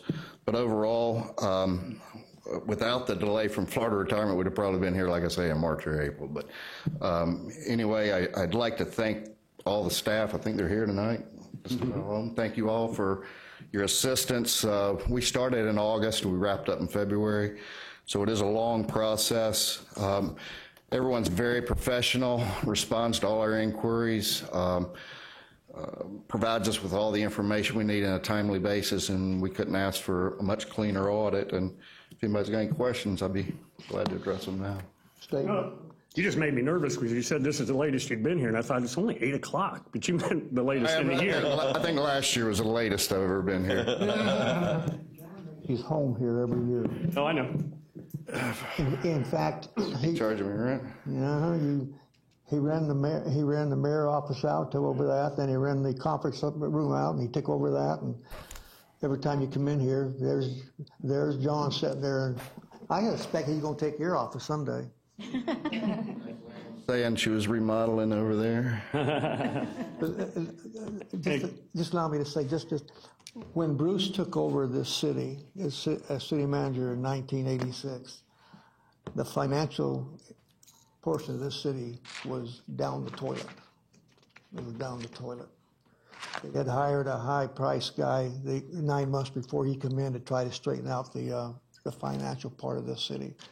And so when he took it over, not only did he save the sewer plant, he set in motion the process to bring this city, thanks to staff, to bring this city back up to where it is, to what you just heard tonight. Anything else? No, other than to say thank you first for coming and your presentation, and certainly a compliment to our staff and the city manager. These are solid numbers. I mean, the city is in great financial hands. It's a trademark, I think, of our city manager. I really do believe that. I do too. I agree. No question about Great job. it. And some of us, when I was on council before, it was during the downturn. Now, that had nothing to do with the downturn, but I happened to be on here when when our property taxes, our values went down and took a hit. And I remember thinking at the time that part of the reason we make it through those times is because of that conservative financial approach that, like I said, I think is a trademark of the city manager and the staff. And, we're on an upswing right now, and you see our reserves building, which is really nice. But that's that kind of management is what gets us through the hard times. So, anyhow, good job. I just want to say thank you. Great job. I remember being here last year. Right. And it was basically the same report, all positive feedback. Thank you very much. Yes, sure. Probably makes your job easier when we got such good people providing. It really does. I mean, it's the city is well designed from a personnel standpoint, with proper segregation of duties, with properly trained people that act in a professional manner, understand that we're here to do a job, and they accommodate us in every way they can. Very easy to work with, and we spend a lot of time poring over stuff, and we can't find anything hardly. Thank you. If there's no other questions, you need a motion, Bruce? Yes, please. Need a motion? Second. All in favor? Yes. Aye. Passes. Thank you. Thank you, John, and I also want to compliment Al and Cindy and Garrett. They're here this evening for the great operation that they run. Of course, Cindy just got an award a month or two ago, so that's not news to the council, but they really do a fantastic job. And for the other employees who, everyone who has authority in purchasing, they do a really good job of spending the money wisely, I believe, and getting value for it. And that's part of our success is due to them too, of course. Okay, we're up to item 13, approved contract with Razor Entertainment for October 1 Centennial Concert. There is one change I would like to recommend. It's in paragraph 5. And it's date and time of performance. And the contract that was in your packet, it reads, performance be from 5 p.m. through 9 p.m. And we'd like to change the 9 p.m. to 10 p.m. And I believe that's the only revision. Mm-hmm. And I know the representative from Razor Entertainment's here, Mike Van Diver. That's been addressed with him, so. I think you knew that, didn't you, Mike? Hi, Mike. Good evening. I'm Michael Van Diver, represent Razor Golf and Razor Entertainment, 9517 Alvernon Drive, Newport Richey, Florida. I'd like to thank the mayor, Councilman Siraki, and the rest of the fine august body here for allowing us the opportunity to celebrate your centennial. I have here a tentative schedule of the show times. If it would be okay, I'd like to pass that out to the council members. Mm-hmm. Thank you, sir. Just down here, Dan Siraki's going to sing. I don't think so. He's going to do the encore. I got kicked out of boys choir in 8th grade, so I'm not singing. I think he's just going to dance, Jerry. Am I reading this for us, Mike? Yes. We have tentatively scheduled at 5 p.m. would be the beginning of the show portion. Of course, the guests will be arriving somewhere between 3:30 and 5 at the Tampa Bay Downs racetrack. The Stormbringer Band is the backup band that will be performing with all of the entertainers. They will perform for 30 minutes. Then what we have scheduled is between 50 and 55 minutes for each of the acts, with a break of 15 to 20 minutes in between with an intermission. Give people an opportunity to use the restrooms, get some food and drinks.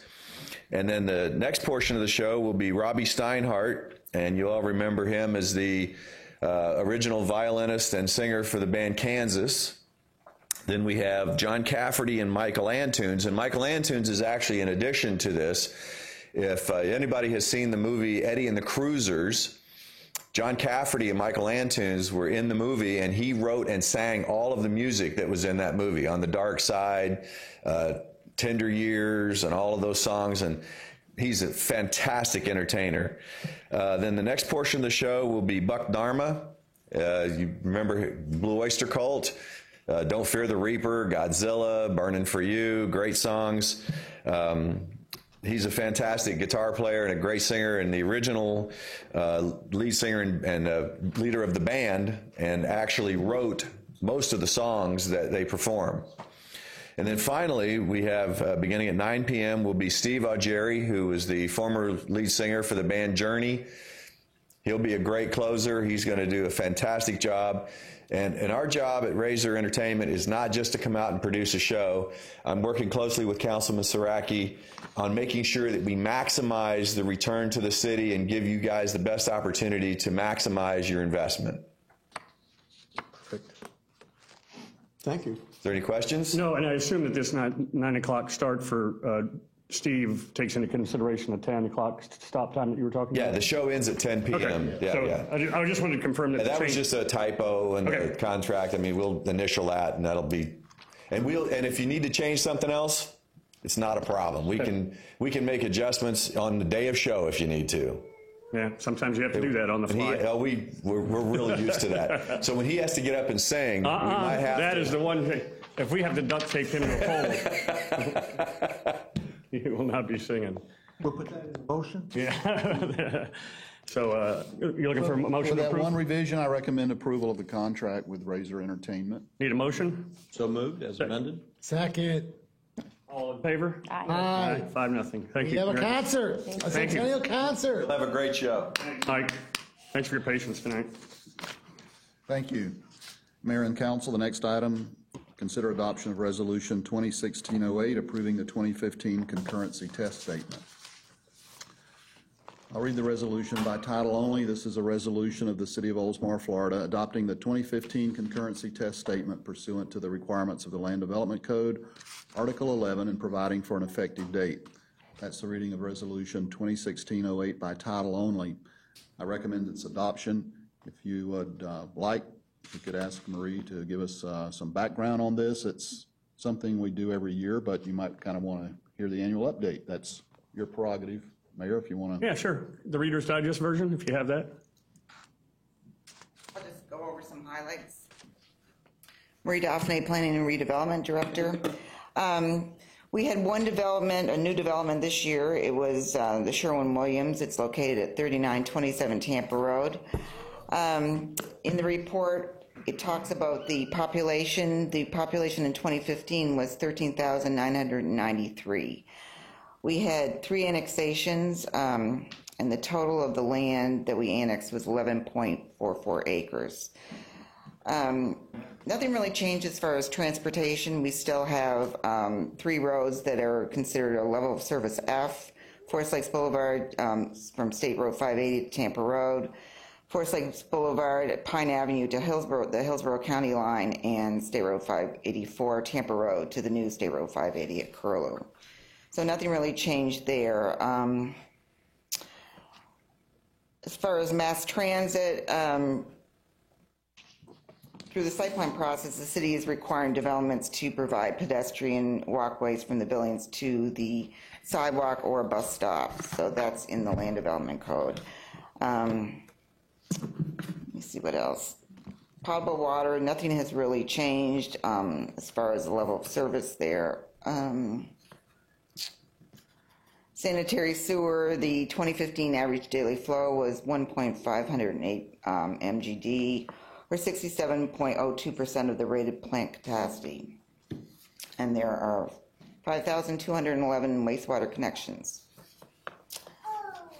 Reclaimed water, nothing really changed there. Solid waste, that was just brought up. The recycling, that really increased in 2015 from 824.90 to 1.13.15 tons in 2015. So it was an increase of 22.82%. So I think that was significant. And other than that, everything was pretty status quo. We talked about the Parks and Recreation, the Capital Improvements Program, and that also included improvements to Canal Park, fencing, the Mobley Bay Wilderness Preserve, the BMX track, etc.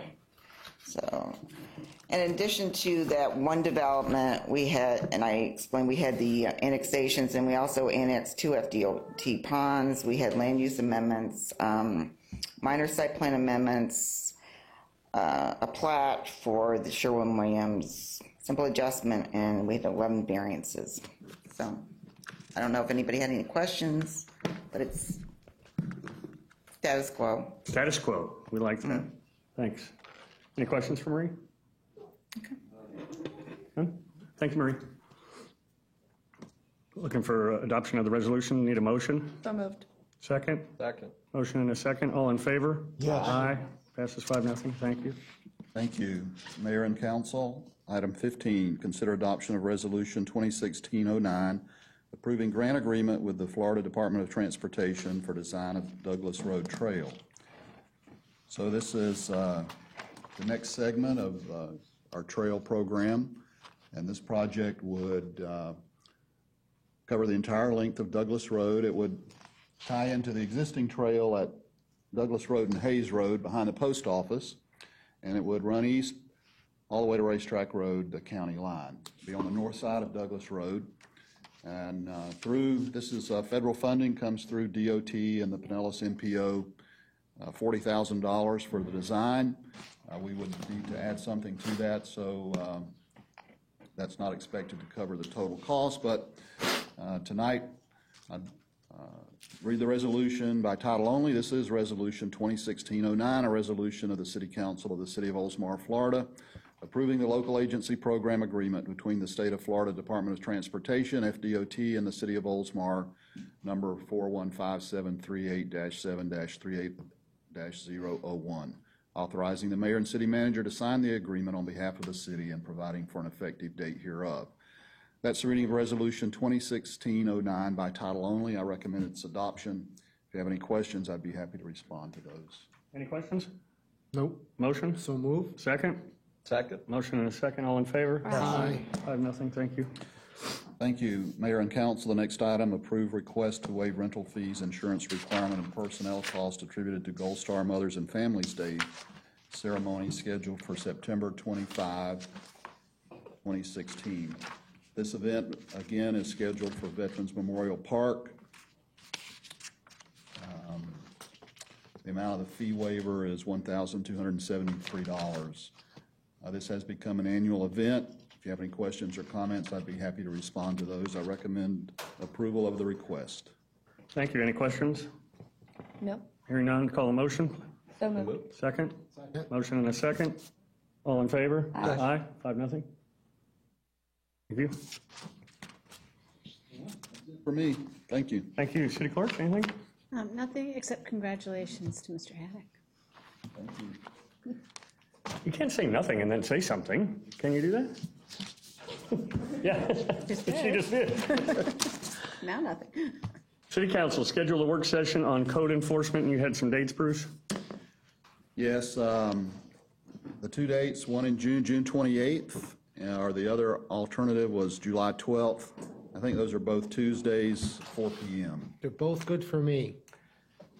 I think they're both good for me, although I don't know because I got my new iPad and I haven't figured out how to work it yet. So, but I think June 28th, we want to go with that?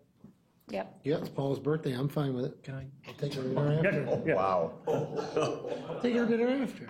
Hold on. Bring her with you. Let's make sure Yeah, it's I'll really take her to the long meeting. work session. So, Mr. Mayor, and I know this was something that Jerry had put on the agenda for this week. And so if I could ask you, I know you want us to have a workshop on code enforcement, and I know we had some other discussion as it related to kind of a follow-on from the planning department.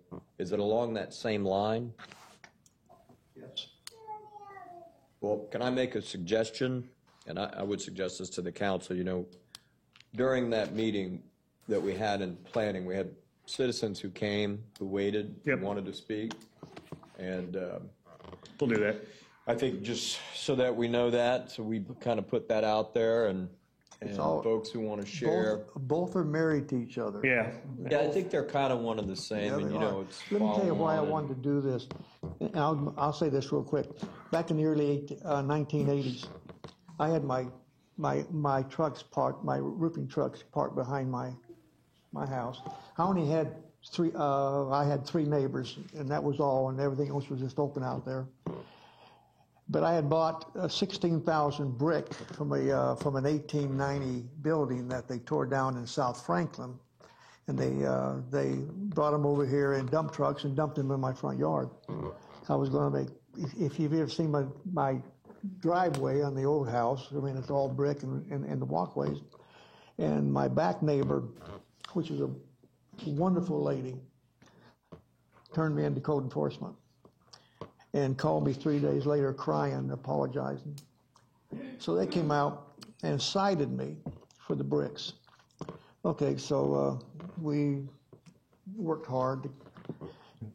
Nobody ever said anything about my trucks in my backyard, which was next to their house, or almost next to their house. And I thought, that's strange. Cite me for bricks and not for the trucks. So I told my beautiful wife, I said, well, I need to get these trucks out of here. So we bought a little piece of land in Marlboro and moved the trucks out, because that's, you know, you don't want big roofing trucks next to you. So I come down to City Hall. What code did I break? I don't know. Well, why did I get cited?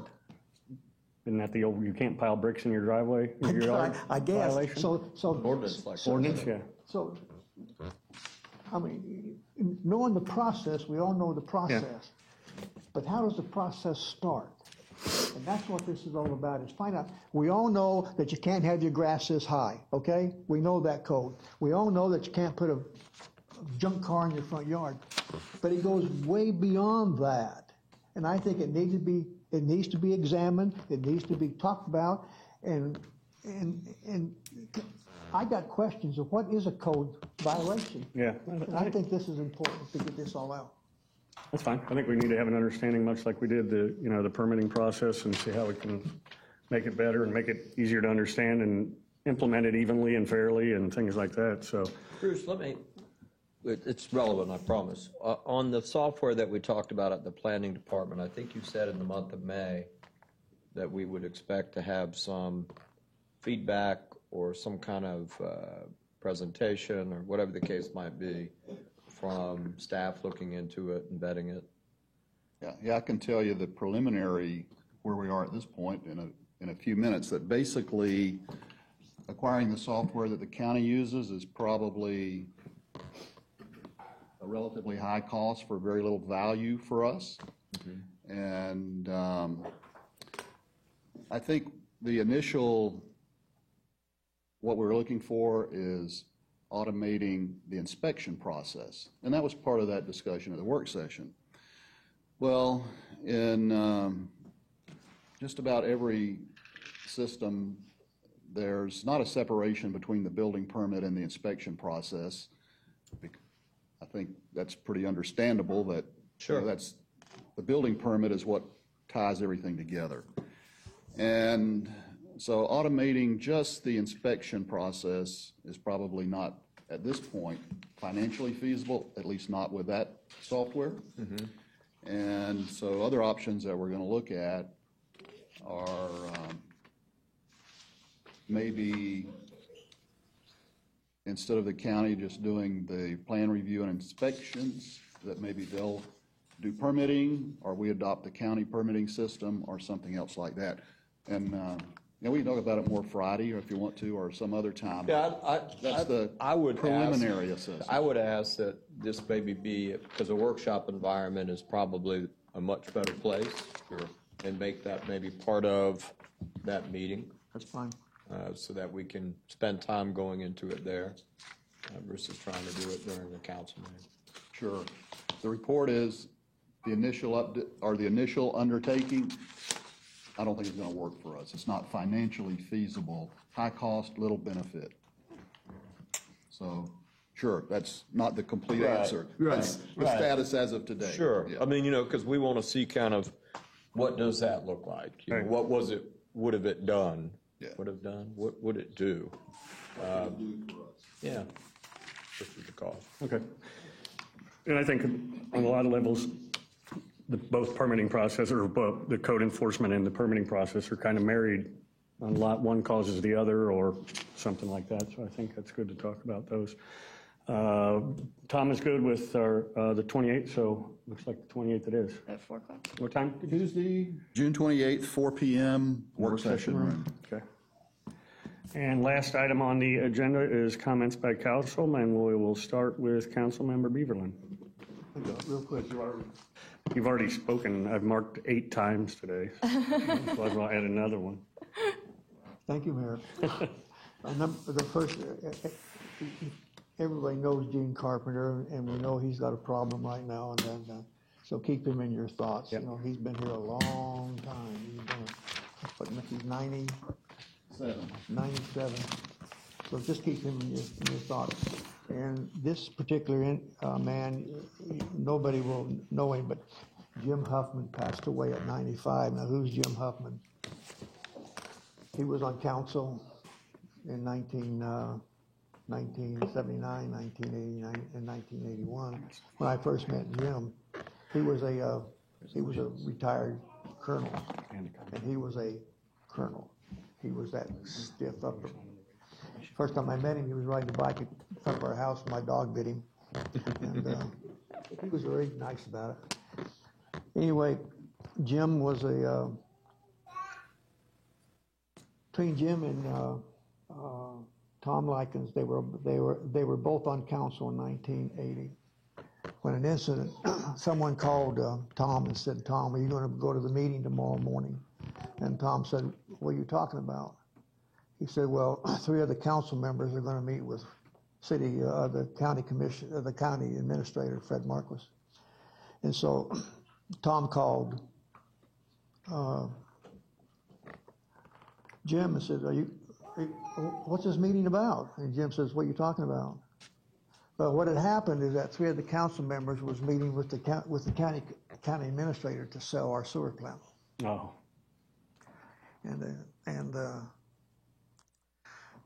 that was on, and the next morning, Jim and Tom walked into the the county administrator's office when those 3 people were in there. And so that whole thing blew up. Oh, I bet. So I thank Jim for that, if nothing else, because they were negotiating to sell our sewer plant. You know, the county had always sued us twice because they wanted that sewer plant so bad. And these 3 council members that people still know decided to sell it. And Tom, again, thank you for your prayers. You're welcome. Thank you. They're very meaningful and they mean a lot. Thank you. One other thing, I would like to put it before the council again. Ken Welch told me he would support this. We talked about this a few years back, and I'm sure that Dave Edwards would support it. Ken thought it was a great idea. I think we should work with the with Ken and some of the county commissioners. What we really need is a bike trail from the end of Pine Avenue north to the Learning Center in Booker Creek. We talked about that. I remember talking with Ken about that too. Well, let's put it on the agenda and let us go forth with it and see how far we can get with it. Can you imagine a bike trail from Pine Avenue north to the Learning Center in Booker Creek? That would be incredible. Yeah. I can't remember when we had the discussion. It was at something, and one of them said that, I don't know if it was us internally that had it or we had it with the county commission, but they said, or maybe it was Lynn, that they think it's feasible to actually do it. Well, Ken, when I talked to Ken about it, he said, why not? Yeah, I think. And so Dave would have it. So I would suggest to the council either we put it on the agenda to talk about it and have the mayor and the city manager before he goes to have one more great thing in your what do you call it? Repertoire. Yeah, whatever. I'll see what Bruce thinks, but I think maybe if we can maybe put that on the agenda coming up and see if we have a consensus. If we do, then I'll go to the county commission at one of their county meetings and move it forward, or however you think we should do it. County administrator. You two talk about it and get it, and then put it on the agenda. I am requesting it on the agenda. Okay. Yeah. Do we have the funding for it? I'd fund through the county. Yeah, we could partner. I mean, the county, we have partnered with. We'll give them a couple bucks. Support it. Well, we've partnered with the county on the south entrance to our Booker Creek Preserve down there. We'll figure it out. They helped us on that. They let us annex it if we build a park. They worked with us on some of our parks. They will work with us. They want the trail. Yeah, I know. Okay. If we put that, I would appreciate it. And I was going to. It is a code, I think it's the state code or whatever, that every house needs to have a number on it. And we have a bunch of houses here in the city that don't have numbers on them. Usually, I think the last time we did this, the fire department, it was one of the fire department, went around and checked all the houses in town, and those that didn't have a number on their house got a letter from the city manager, I think it was. They need to be numbered. And Dan, thanks for all your work on this centennial. You have done an incredible, incredible, incredible job. Thank you, Jerry. Thank you, sir. And Bruce, congratulations. Thank you. It has been proud for me for at least 25 of your 30 years that I've been on that adventure with you. And most of the time, it's been very good. Most of the time, yes. Yeah, most of the time. Bruce, congratulations. Thank you. You deserve that, and the city is a better place because you were here. It's definitely a better place because Aretha was here. Very true. And thank you all for who you are. Thank you. Councilmember McGee? I had a few things. The email about Oldsmar Cares for the additional funding, are we going to put that on the agenda, or? I don't know if you got the letter yet or not. It'll be, I figured it would come up in the budget work session. Okay. Congratulations also, that's much deserved, and congrats again to Deb for blinding us all with her engagement ring as we walked in. Hold it up. It is beautiful. You did a great job. It is. It is a fabulous ring. Fire Ops was great. Eric and I and Ann participated this past weekend, and thanks to Dean and Jason for getting us there and wrangling us the entire time. And it definitely gives you a greater appreciation for what they do. I mean, even just the gear that they have to wear. We were thankful it wasn't July or August. Yeah. And it took each of us, and maybe more people, but it took each of us about 3 people to get a jacket on. And we're like, do you have to put this on yourself every day? So even just the smallest things such as that, but definitely a much greater appreciation, of course, for everything that they do, and it was a great learning experience, and we all had a lot of fun, and Ann entertained us more so than ever. We are now at the 8-minute mark. And I made a short little video of it. I had my GoPro on the fighters' helmets. I posted that on Facebook this morning, so it was really neat. Yes, that was good. 302 Park Boulevard, the little yellow bungalow, brown bungalow, has a new owner. Jerry Antozzi texted me today and told me. So the one that's been, I think, is it being tinted, or I think it had a tint on it. And I was a little bit worried that whoever might purchase it might tear it down, but the woman that purchased it really loves historical houses. So I think that's a big win for us. I know. She has plans on restoring that, and that is one of the oldest houses here in the city. They're going to save it. Yeah, so that's really exciting. I'm happy that that's finally going to get taken care of. And have you guys been by the house at Dartmouth and Washington, the one we Yes, with the pool. I was talking to him the other day. I wish I could buy that house. I was like, holy cow, did that turn out? I mean, to add a pool, and then it looks amazing. Yeah. So they did a great job, and I hope they're going to, I think they were Invite going us to over live for a there. pool but, party? I mean, I would hope if they put it up for sale. You know? Yeah. It's definitely going to be one of the nicest houses in the city. They did a great job. They really did. Great job to Ann and Kathy and everyone responsible for the new council packets. Yeah. That's great. So love it. Thank you. And that's all I have.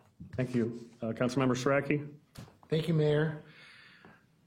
I'm really excited about the Centennial Concert, and I just want to thank Jerry, Gabby, Bruce, Doug, Tom, and Eric for your support on this. I think we're going to have a fun time, and we're going to bring some people together in the city, and I really thank you for that. And Doug, especially you, because you're the one that introduced me to Mike, and I appreciate that, and really enjoy working with you, Mike. Thank you for all you do. Thank you. Looking forward to having some fun.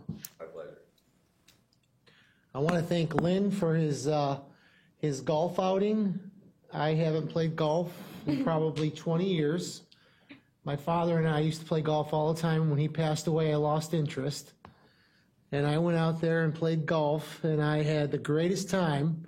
The guys were laughing at me because I had these old wood golf clubs from the 70s, and they were afraid they were going to break and hit somebody, so they let me borrow a couple drivers.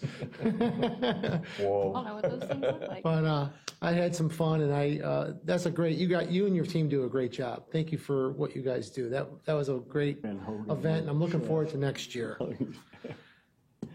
I want to thank the fire department for this East Lake Oaks block party on Saturday. They came out, and the kids loved the fire truck. The families really enjoyed that. I think this is the first year that we had so many families on that fire truck. You were there for quite a long time, and thanks for bringing them out. We appreciate that. And then the last thing I have is, Bruce, I want to thank you for everything you've done for me over the last year and a half, being on city council. You've done a really great job. You've taught me so much about our city, how it operates, and I really appreciate you. And I appreciate Tom, too, and all the hard work you do for helping us get these contracts done. And that's it, Mayor. Thank you. Thank you. Vice Mayor? Thank you, Mr. Mayor. I do have a few items. First off, I love this new software to the clerk's office. It's really cool. It's great. It's a nice step up. Fire Ops 101, that was terrific. It was a good day out there. It was interesting getting exposed to everything. And it was on channel ABC News. Yeah. 13. And they showed the interview I did, except when I was out, I happened to be somewhere that night where there was more music in the background, and all I could see was, so. That's all we see here, too. I know it. I'm like, I know what I said. But it was a terrific event. I encourage, it'd be cool to see some of maybe our directors get involved. I know they have certain, I guess, criteria that they want elected officials. Al went with us last year. Al went last year. Yeah. I think it's great. It's a good experience, and so anyhow, I appreciated the hospitality there. It was a good event. Great audit report. It's hard work. I ran a public company for 10 years as CEO. If you've never been through an audit like that, you cannot appreciate how much work goes into it. It is intense. It's pretty demanding of your staff.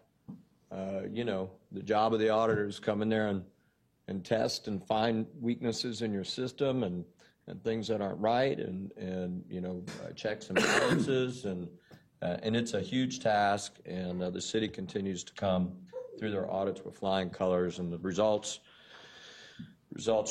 are great. So, Bruce, congratulations on 30 years.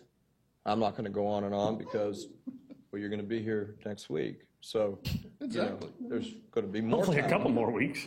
But quite a successful track record that you've built for this city, that we're all very grateful to you. And when the day comes that you do retire, man, someone's got some big shoes to fill. So thank you for all that you've done. Thanks. And I got one other thing, people who know me, I'm constantly talking to the folks who maybe went through the academy here and who are active on committees and that kind of stuff. And I am like a rah guy to encourage people to run for city council, because I think it's important to build that. And sometimes people will say things to me like, I don't know why you do that. Sometimes the things that you must hear or the insults that you take, is it worth it? And so let me say this. It is absolutely worth it. And then some. You take the good with the bad, but I am going to tell you, the feedback and gratitude that comes from our citizens, and if you watch this meeting tonight and you're thinking about running, I've just got to say to you, it is absolutely worth it. So, there you have it. That's all I got, Mr. Mayor. Thank you. Thank you.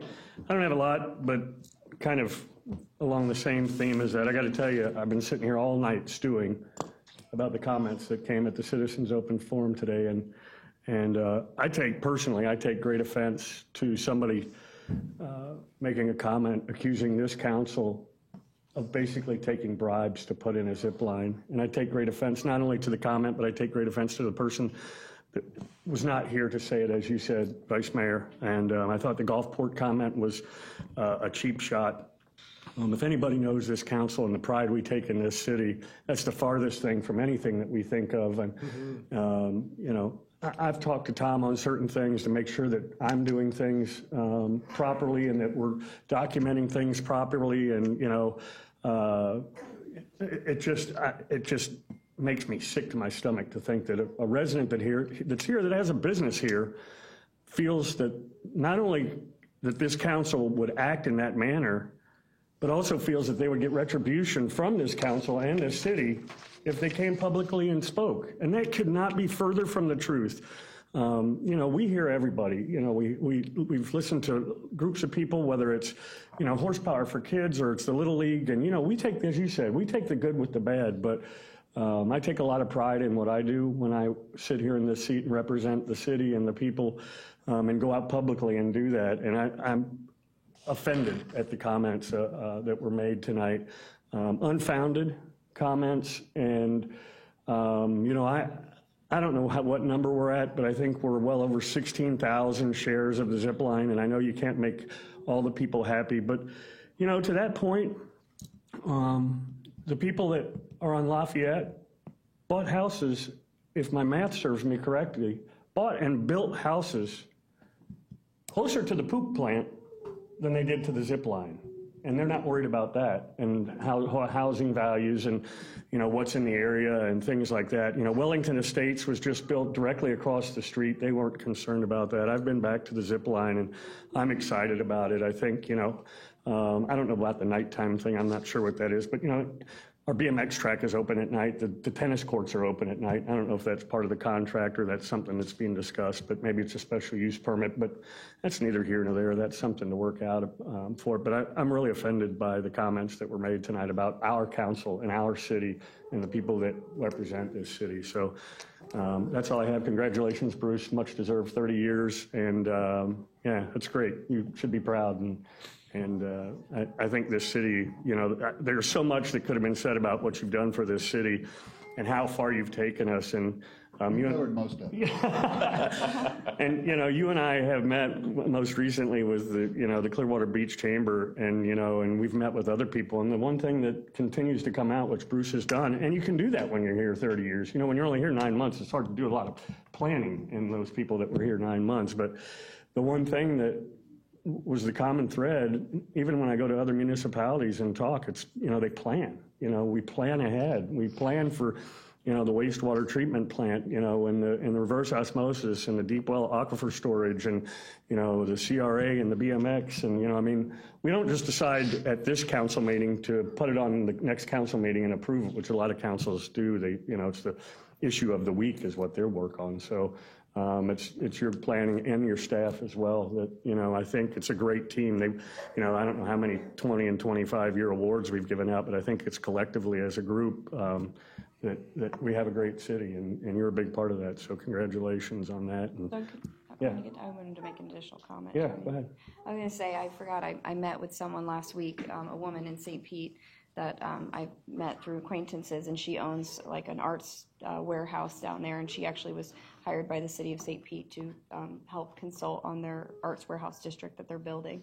And so she wanted to meet with me again, and she couldn't say enough great things about the city of Oldsmar. She's my friend on Facebook, and she was talking about the USF, you know, project, and then she mentioned the zip line, and she was like, I can't believe, I mean, these things are so forward thinking. Yeah. And, you know, as St. Pete still struggles to do certain things, and it's made her want to connect with us regionally. You know, we talked about potentially doing Warehouse Arts District even here too, you know, as part, you know, we're expanding the trail and things of that nature. And so it's other people and business owners and people that are influential in bigger cities than ours are noticing it and reaching out and wanting to work with us because of those things. So that's a big credit to you, Bruce, and your leadership here. On that point, do we have an update on the walls at the amphitheater? Are we any closer? I drive by there almost every day. Do you have an update, Lynn? We're that close. You are that close to adjournment. She did mention that we don't have a lot of murals in the city. I said, we're trying. So it's out of order. Lynn Reeves, Leisure Services Director.